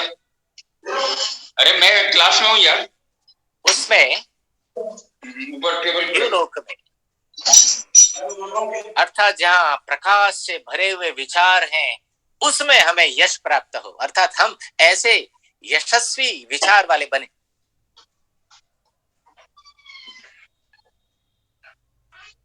क्योंकि विचार की पराकाष्ठा, ज्ञान की पराकाष्ठा होकर के ही अमरत्व प्राप्त किया जा सकता है, अमृतत्व प्राप्त किया जा सकता है।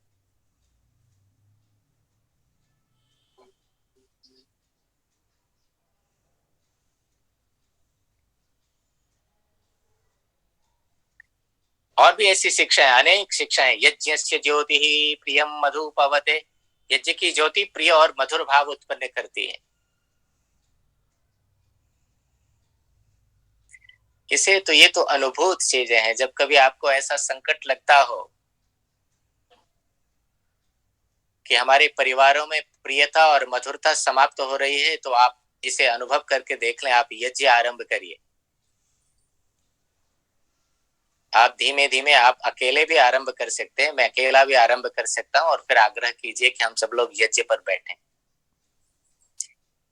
हम और आप पाएंगे कि कुछ दिन में उस यज्ञ की ज्योति के सामने प्रार्थना करते हुए, यद भद्रम तन्ना आशुभ, ऐसी प्रार्थना करते करते करते करते हम और आपके जीवन में, हमारे परिवारों में कब मधुरता ने, कब प्रियता ने प्रवेश कर लिया, हमें स्वयं आश्चर्य होगा।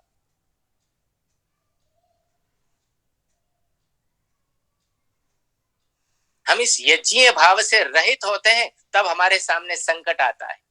मधुरता, इसलिए जो अग्निहोत्री परिवार हैं, जो निरंतर यज्ञ करते हैं, जो प्रतिदिन यज्ञ करते हैं, वो बैठ जाते हैं, साथ साथ बैठते हैं।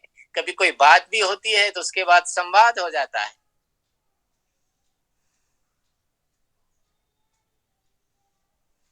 इसलिए विद्वान कई बार कहते हैं कि ये जो ब्रह्म यज्ञ है ना, ये वास्तव में एंटीवायरस का काम करता है। व्यक्ति के मन में कोई राग द्वेष आदि उत्पन्न हो रहे हो, तो ब्रह्म यज्ञ वास्तव में एंटीवायरस का काम करता है। जब हम संध्या में ब्रह्म यज्ञ में बैठ करके योस्मान द्वेष्टियम वयम दुष्मः तम वो जम्भे दद्मः, जब ये बात करते, जब ये प्रार्थना करते हैं, तो मेरे राग द्वेष आदि का जो वायरस मेरे मन में बैठ करके मुझे परेशान करता है, वो धीमे धीमे निकल जाता है। ऐसे ही परिवार में भी अप्रियता का और अमधुरता का यदि वायरस आ जाए, तो देव यज्ञ करना। क्योंकि वेद की शिक्षा है, यज्ञस्य ज्योति ही प्रियम मधु पवते,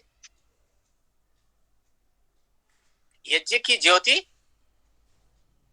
प्रियता और माधुर्य का भाव उत्पन्न करते हैं।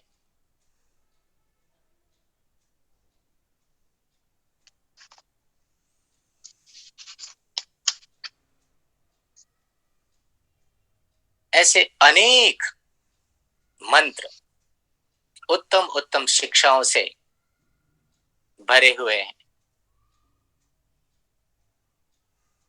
ईश्वर के प्रति भक्ति भाव, तस्य ते भक्तिवान सह श्याम, स नो मुंचन्तु अंघसः, स नो मुंचतु अंघसः।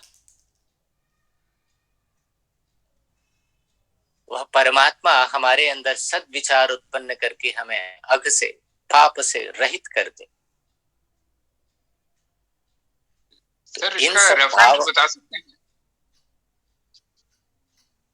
ये अथर्ववेद का मंत्र है 4:23-1। धन्यवाद।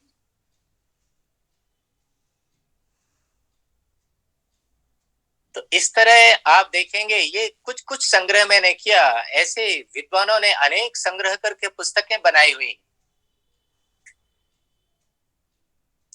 डॉक्टर कपिल देव द्विवेदी ने छोटे छोटे ग्रंथ लिखे हैं, जहां अथर्ववेद की सूक्तियां, यजुर्वेद की सूक्तियां, ऋग्वेद की सूक्तियां,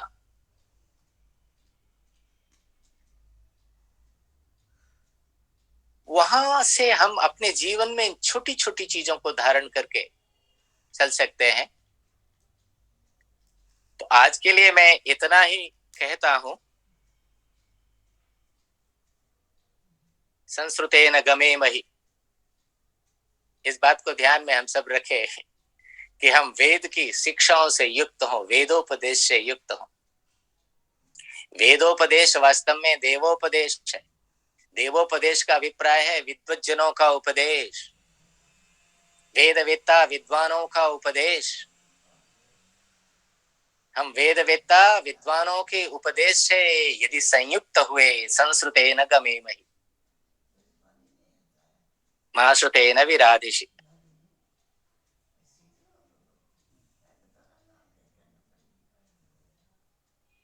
यज्ञो विश्वस्य भुवनस्य नाभि, यज्ञ संपूर्ण ब्रह्मांड को बांधने का स्थान है। देखिए ना, जब हम सृष्टि यज्ञ की बात करते हैं तो भी सृष्टि में भी एक बड़ा यज्ञ हो रहा है। संपूर्ण ब्रह्मांड उस सृष्टि यज्ञ से बंधा हुआ है। ब्रह्मांड की प्रत्येक शक्ति अपना अपने दायित्व का पालन कर रही है, अपने अपने नियम का, अनुशासन का पालन कर रही है। ऐसे ही समाज में भी व्यक्ति अपने अपने दायित्व का पालन करते हुए अनुशासन में रहता है। ये समाज का यज्ञ है। ऐसे ही परिवार एक दूसरे के पूरक है। ब्रह्मांड की जितनी शक्तियां हैं, जब कहा ना अयम यज्ञो भुवनस्य नाभि, ये ब्रह्मांड को तो वास्तव में आप देखिए ना, यज्ञीय भाव है।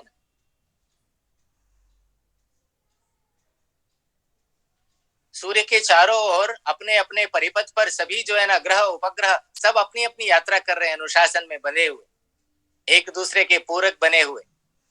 यही तो यज्ञीय भाव है सृष्टि यज्ञ का। यही यज्ञीय भाव जीवन में आ जाए, परिवार में आ जाए, तो परिवार को भी यज्ञ बांध लेता है।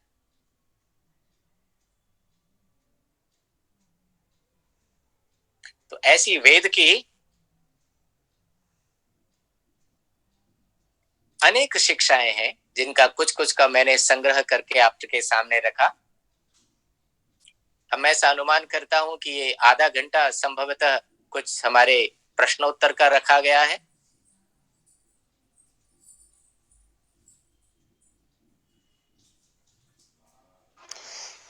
आचार्य जी, मेरे 2 क्वेश्चन हैं। मेरा पहला क्वेश्चन है कि आप बहुत अच्छा विस्तार से बताए हैं, धन्यवाद।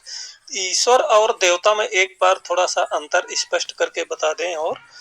और दूसरा क्वेश्चन मेरा आज के व्याख्यान से हटके है, बट मुझे विश्वास है आप उसे भी बताएंगे कि जैसे कि समाज में कुछ बुद्धिजीवी लोग कहते हैं मनुष्य की उत्पत्ति में ब्राह्मण, क्षत्रिय, वैश्य, शूद्र, कहते हैं ब्रह्मा जी ने ब्राह्मण को अपने मस्तिष्क से, क्षत्रिय को भुजाओं से और वैश्य को पेट से, शूद्र को अपने पैरों से उत्पन्न किया है। तो इसके बारे में मैं चाहूंगा वेद के अनुसार इस पे क्या है, आप प्रकाश डालें थोड़ा सा। देखिए, पहला प्रश्न आपका है, अपना नाम बता दीजिए।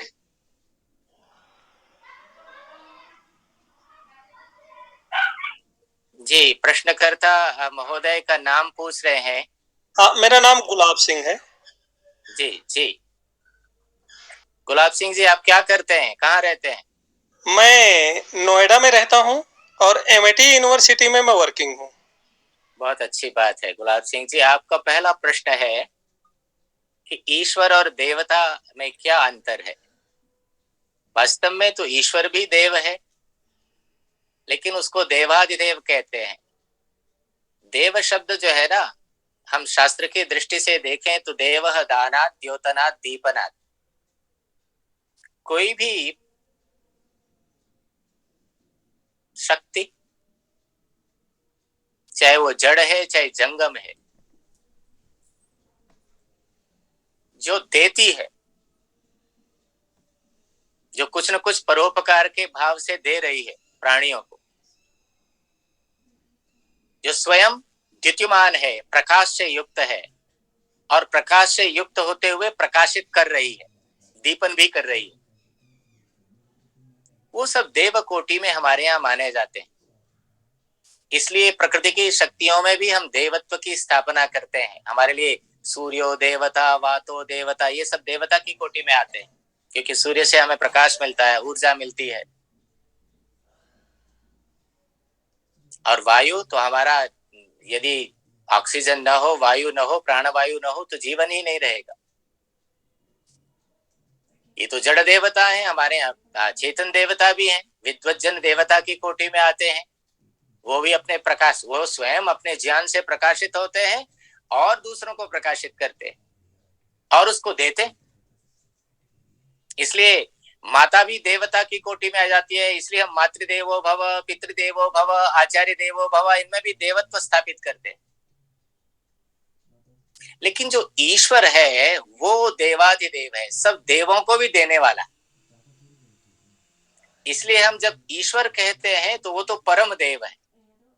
और वैसे जो देने वाली शक्तियां हैं, प्रकाशित होने वाली शक्तियां हैं, दूसरों को प्रकाशित करने वाली शक्तियां हैं, उनको भी हम देवता कह देते हैं। लेकिन वास्तव में देवाधिदेव तो ईश्वर ही है। ईश्वर को भी अनेक नामों से उन उन देवताओं में स्थापित करके उसका भी स्थापन किया जाता है।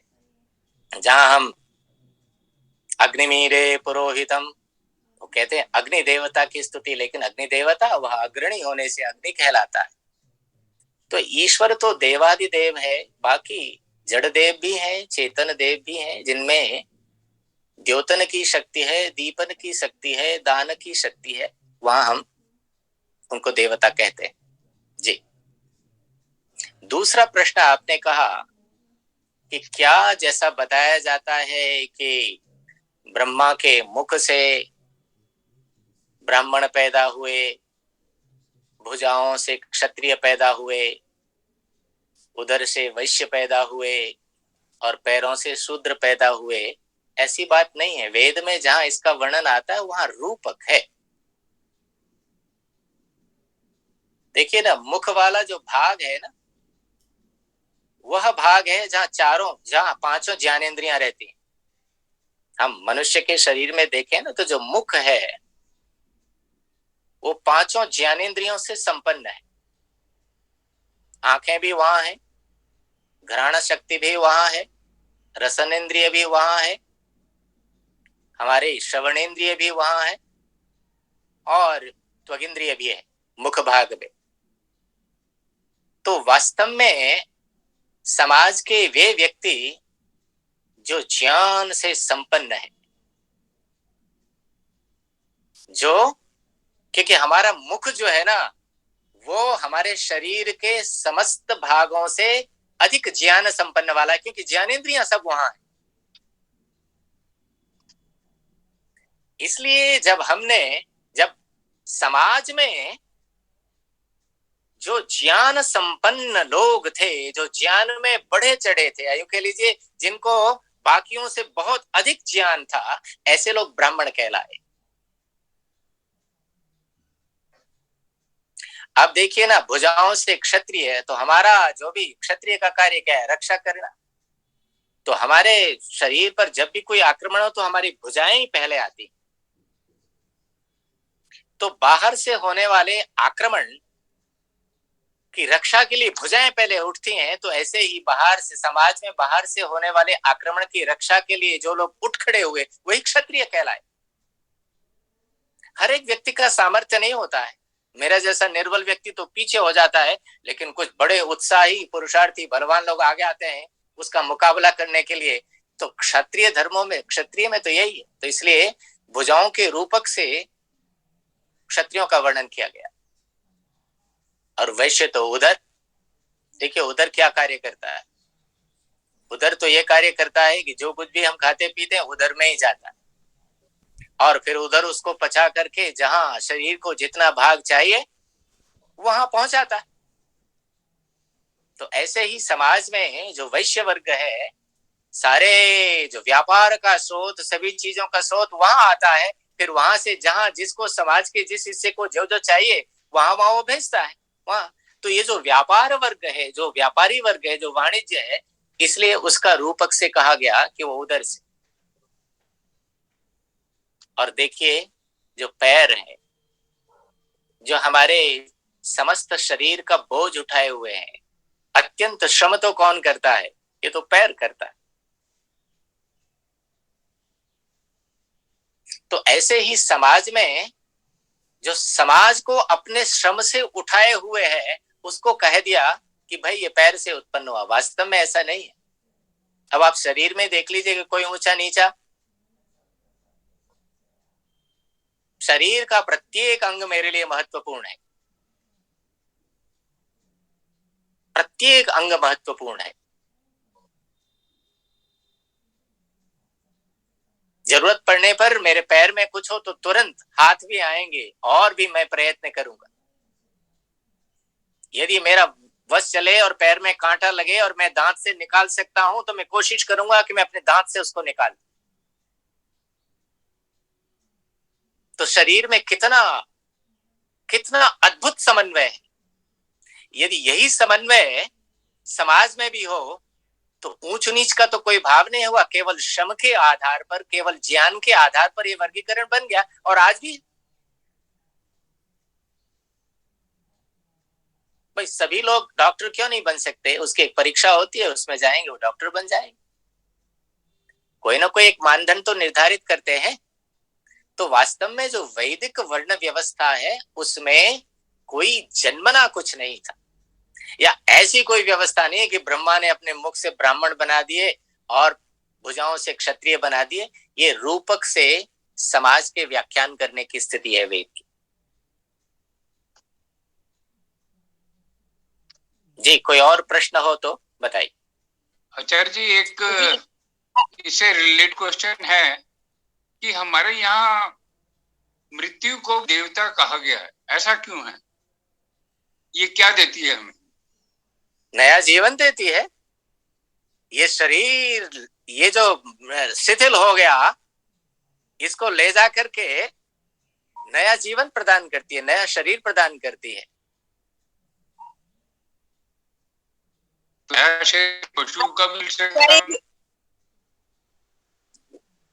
हाँ बिल्कुल, पशु को भी उसकी भोग योनि समाप्ति हुई तो उसको भी देती है। उसको भी नया शरीर, उसके भोग समाप्त हो गए तो उसका जो नया शरीर मिलना है उस जीवात्मा का, तो उसकी व्यवस्था तो मृत्यु ही करेगी। मृत्यु वास्तव में जीवन की शुरुआत है और जीवन मृत्यु का आरंभ है। जैसे ही जीवन आरंभ हो जाता है तो इसलिए हमारे यहाँ ईश्वर को यम कहा गया। यम इसलिए है कि वो यमयति, संयमयति, नियमयति,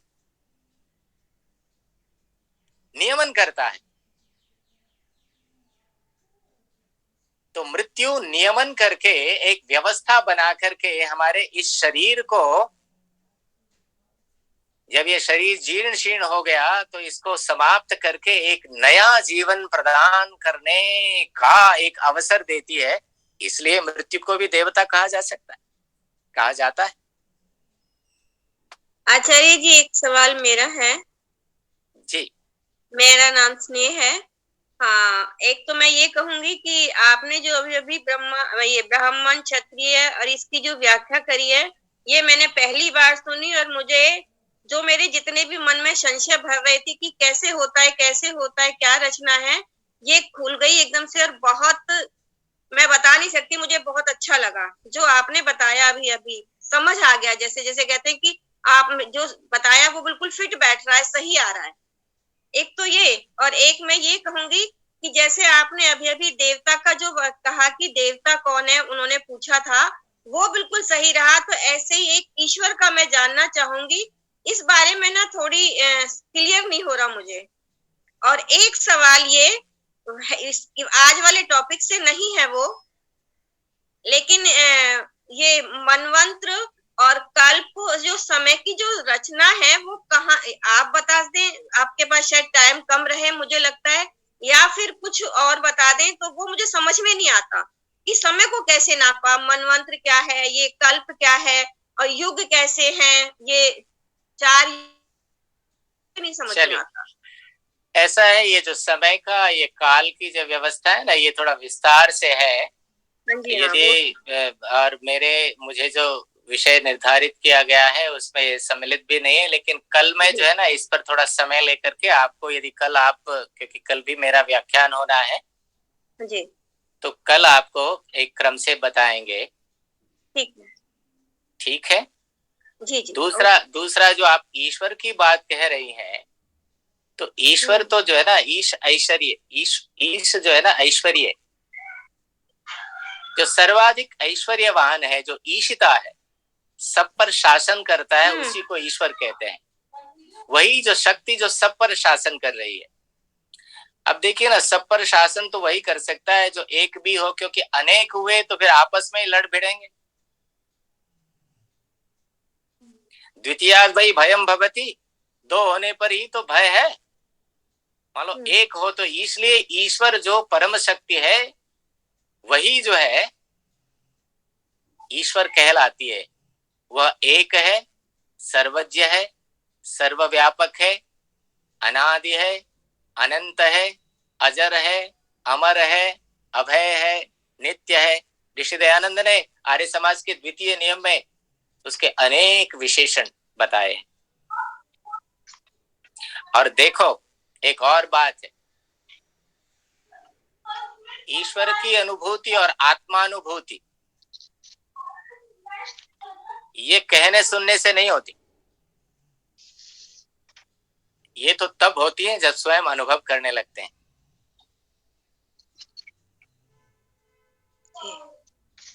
केवल उपदेश मात्र से किसी को ईश्वर समझ में आ जाता तो फिर बहुतों का कल्याण हो जाता। उपदेश तो केवल उस मार्ग पर प्रेरित करने के लिए होता है। जब हम ईश्वर की व्यापकता स्वीकार करके अपने जीवन में तदनुकूल आचरण करने लगते हैं, तब फिर ईश्वर की अनुभूति हमें होने लगती है।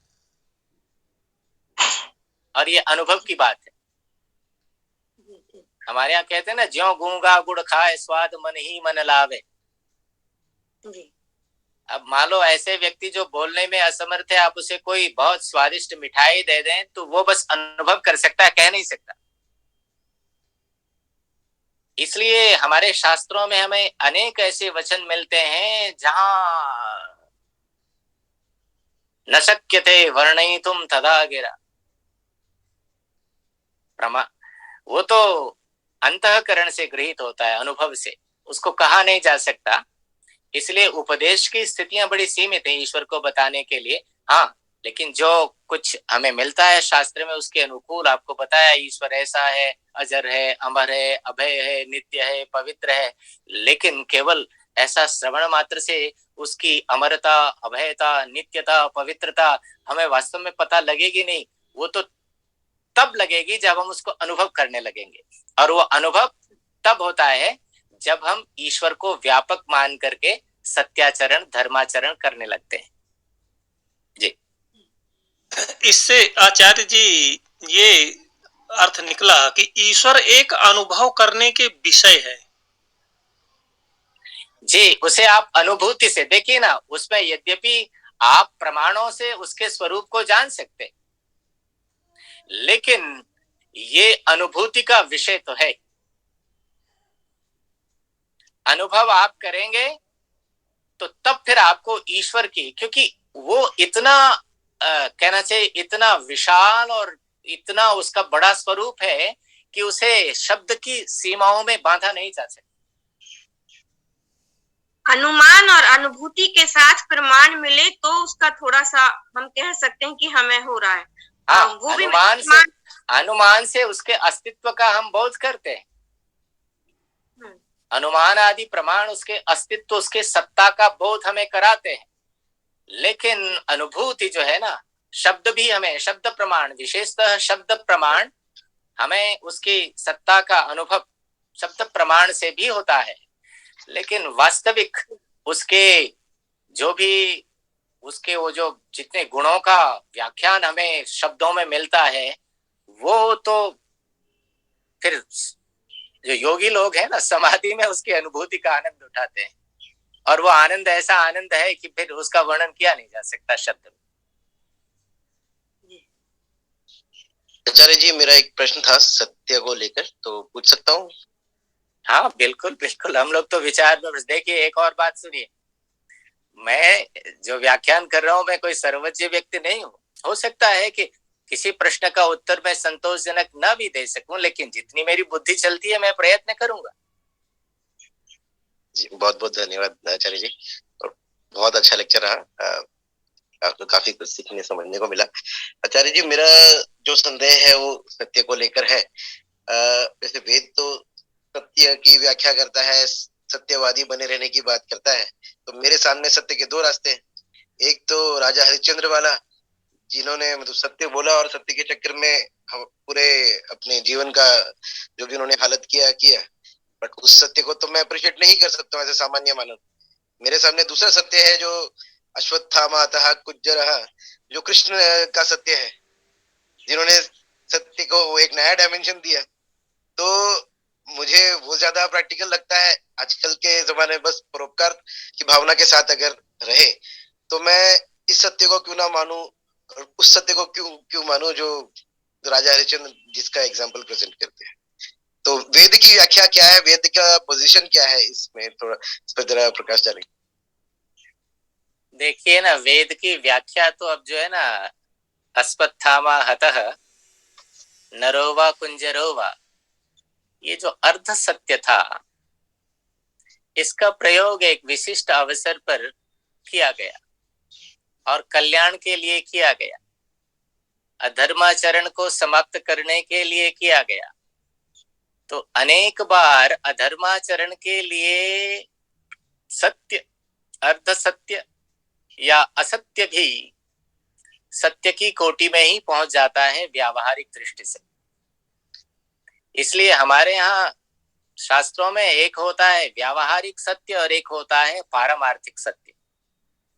तो कई बार व्यक्ति जो है ना, व्यावहारिक सत्य का कि व्यवहार में क्या, उस समय जैसे अनेक बार ऐसे प्रश्न आते हैं कि कोई व्यक्ति जो है ना, हाथ में तलवार लिए किसी व्यक्ति की हत्या के लिए भागा आ रहा है, और वो व्यक्ति भागते भागते आपके घर के आके पीछे छुप गया, और वो तलवार हाथ में लिए हुए आता हुआ व्यक्ति कहता है, किसी व्यक्ति को तुमने यहाँ देखा, मैं आज उसका वध करके ही मानूंगा।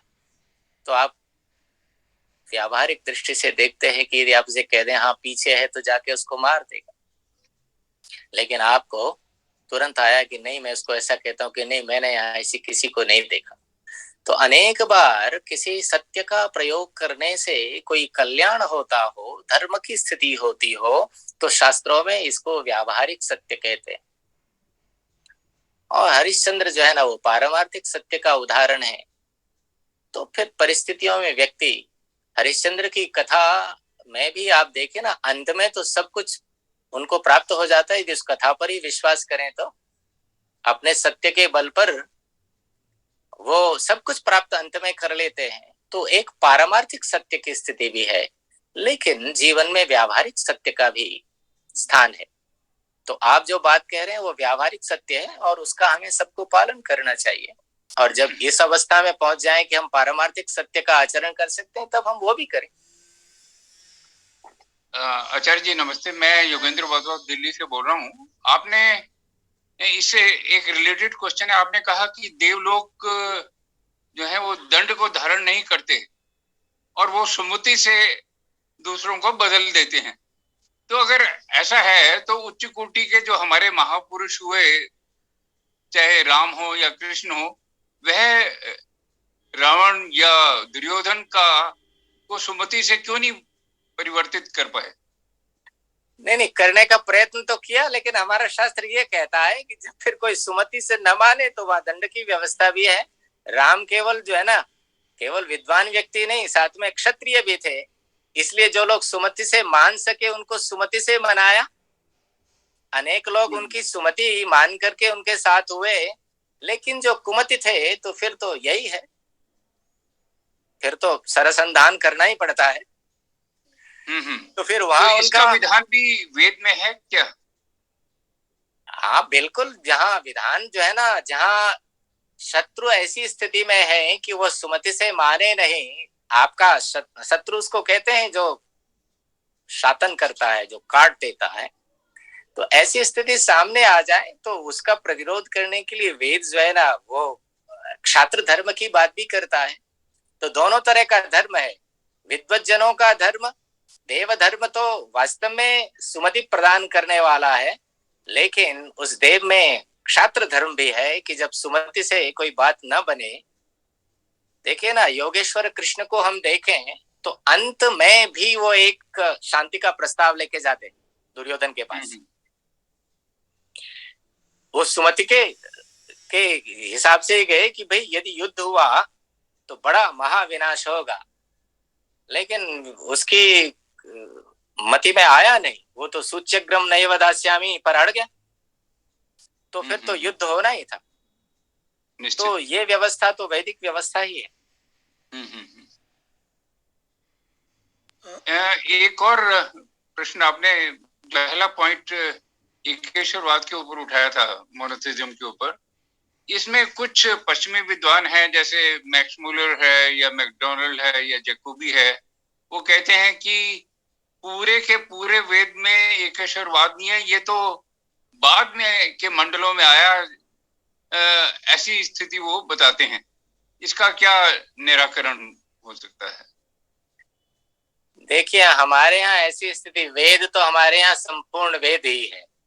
उनकी दृष्टि में तो यह है कि भाई ऋग्वेद का जो प्रथम मंडल है और जो अंतिम मंडल है वो बाद में लिखे गए, ये उनकी परिकल्पनाएं हैं, इसलिए वो कहते हैं कि ये बाद में आया।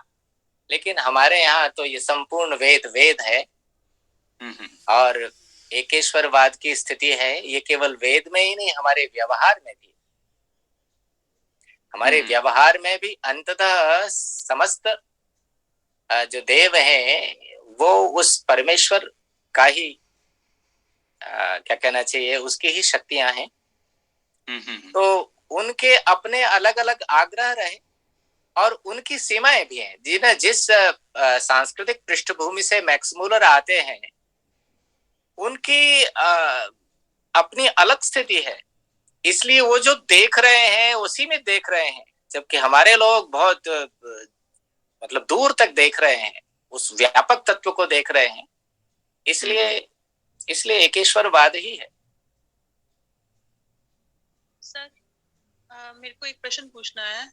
मेरा नाम भूपिंदर है। सर, मुझे ये पूछना है कि अभी आपने बोला कि ईश्वर जो है वो अनुभूति का विषय है। आजकल के कलयुग में क्या पहले वाले सर समय में तो लोग जब तब पूजा करते थे, त्याग करते थे, बहुत साधना हुआ करती थी, बट आजकल के काल के अंदर सर आपको लगता है कि ईश्वर की प्राप्ति हो सकती है, अनुभूति हो सकती है? अगर हो सकती है तो फिर कैसे, क्या? क्योंकि वो ऐसी साधना तो इतने मिलावट के जमाने में सर कैसे होगी? साधना तो करनी पड़ेगी, लेकिन हमारे यहाँ तो जो कलियुग को जो व्याख्यान में बताते हैं ना, ब्राह्मण ग्रंथों में, जहाँ कलियुग और द्वापर युग और त्रेता युग और जहाँ सतयुग की बात है ना, तो उनका ऐसे भी विश्लेषण मिलता है, कलि शयानो भवति, कि जब हम सोए रहते हैं ना, और ये बात मान के चलते हैं कि इस कलयुग में किसी तरह से कल्याण संभव नहीं है, हम आलस्य प्रमाद के कारण और जो अपने कर्तव्य हैं उनके आचरण करने में असमर्थ हैं, तो समझ लो कलयुग चल रहा है हमारा। कलिः शयानो भवति संजिहानस्तु द्वापरः। और जैसे ही हमने अपने आलस्य को छोड़कर जवाई से लेकर के थोड़ी हरकत सी हमारे उसमें आई कुछ अच्छा करने की, तो समझना चाहिए कि हम द्वापर युग में पहुंच गए। और उत्तिष्ठं त्रेता भवति, और अच्छा कार्य करने के लिए हम उठ खड़े हुए तो समझे हम कि हम त्रेता युग आ गया। और कृतम संपद्यते शरण, और जैसे ही हम उस कार्य को करने लग गए, उसको हम आचरण में ले आए, तो हमें समझना चाहिए सतयुग चल रहा है। तो वास्तव में हमारे लिए तो कलयुग यही है कि हम ये मान करके बैठे हैं कि इस युग में कुछ नहीं हो सकता, जबकि हो सकता है। तो हमें प्रयास करना चाहिए। हमें देखिए ना, कहाँ से आप कह रहे हैं कि कैसे, तो इसका मार्ग तो यही है कि वेद वेत्ता विद्वानों की संगति करना। ये जो वेद की क्लास चल रही है, जिसकी व्यवस्था माननीय प्रोफेसर शशि प्रभा कुमार जी ने की है, ये उत्तम व्यवस्था है। इसमें आपको अनेक विद्वज्जनों को अनेक विषयों पर सुनने का अवसर मिला होगा, आगे भी मिलेगा। और फिर आपके मन में कोई ना कोई ऐसा संस्कार, तो ये विद्वानों की जो संगति है ना, यहीं से भद्रता की स्थिति आ जाएगी। फिर हमारा आलस्य प्रमाद छूट जाएगा और फिर हम धीमे धीमे बढ़ेंगे। मार्ग तो लंबा है, लेकिन कभी तो चलना शुरू करना ही पड़ेगा। अभी करें जी। बहुत बहुत धन्यवाद प्रोफेसर सुरेंद्र कुमार जी। आप सब देख रहे हैं, आजकल उनको एक अतिरिक्त दायित्व मिला है महर्षि दयानंद विश्वविद्यालय में डीन एकेडमिक अफेयर्स का, और अत्यंत व्यस्त कार्यक्रम था आज उनका। फिर भी उन्होंने मेरे निवेदन को स्वीकार किया और इतना अमूल्य वक्तव्य दिया। परिचर्चा में भी उन्होंने जिस प्रकार विनम्रता पूर्वक कहा कि वो एक प्रश्न का उत्तर जो पुराणों में दिया गया है, मनवंतर और कल्प इत्यादि का विधान, तो विद्वान का लक्षण यही होता है कि कोई विद्वान अपने को सर्वज्ञ न समझे, अपितु सदा विद्यार्थी ही समझे। तो आपके विपुल ज्ञान भंडार के समक्ष आपकी विनम्रता भी हम सबको प्रभावित कर गई, और कल पुनः हम आपके व्याख्यान को सुनना चाहते हैं और पुनः मिलेंगे आपसे। अभी मैं आपसे निवेदन करती हूँ शांति पाठ के साथ आज के सत्र को संपन्न कर। ओम द्यौः शान्तिरन्तरिक्षं शान्तिः, पृथिवी शान्तिः, आपः शान्तिः, औषधयः शान्तिः, वनस्पतयः शान्तिः, विश्वे देवाः शान्तिः, ब्रह्म शान्तिः, सर्वं शान्तिः, शान्तिरेव शान्तिः, सामा शान्तिरेधि। ओम शान्तिः शान्तिः शान्तिः। सबको नमस्ते, कल पुनः मिलेंगे। नमस्ते। बहुत बहुत धन्यवाद। नमस्ते।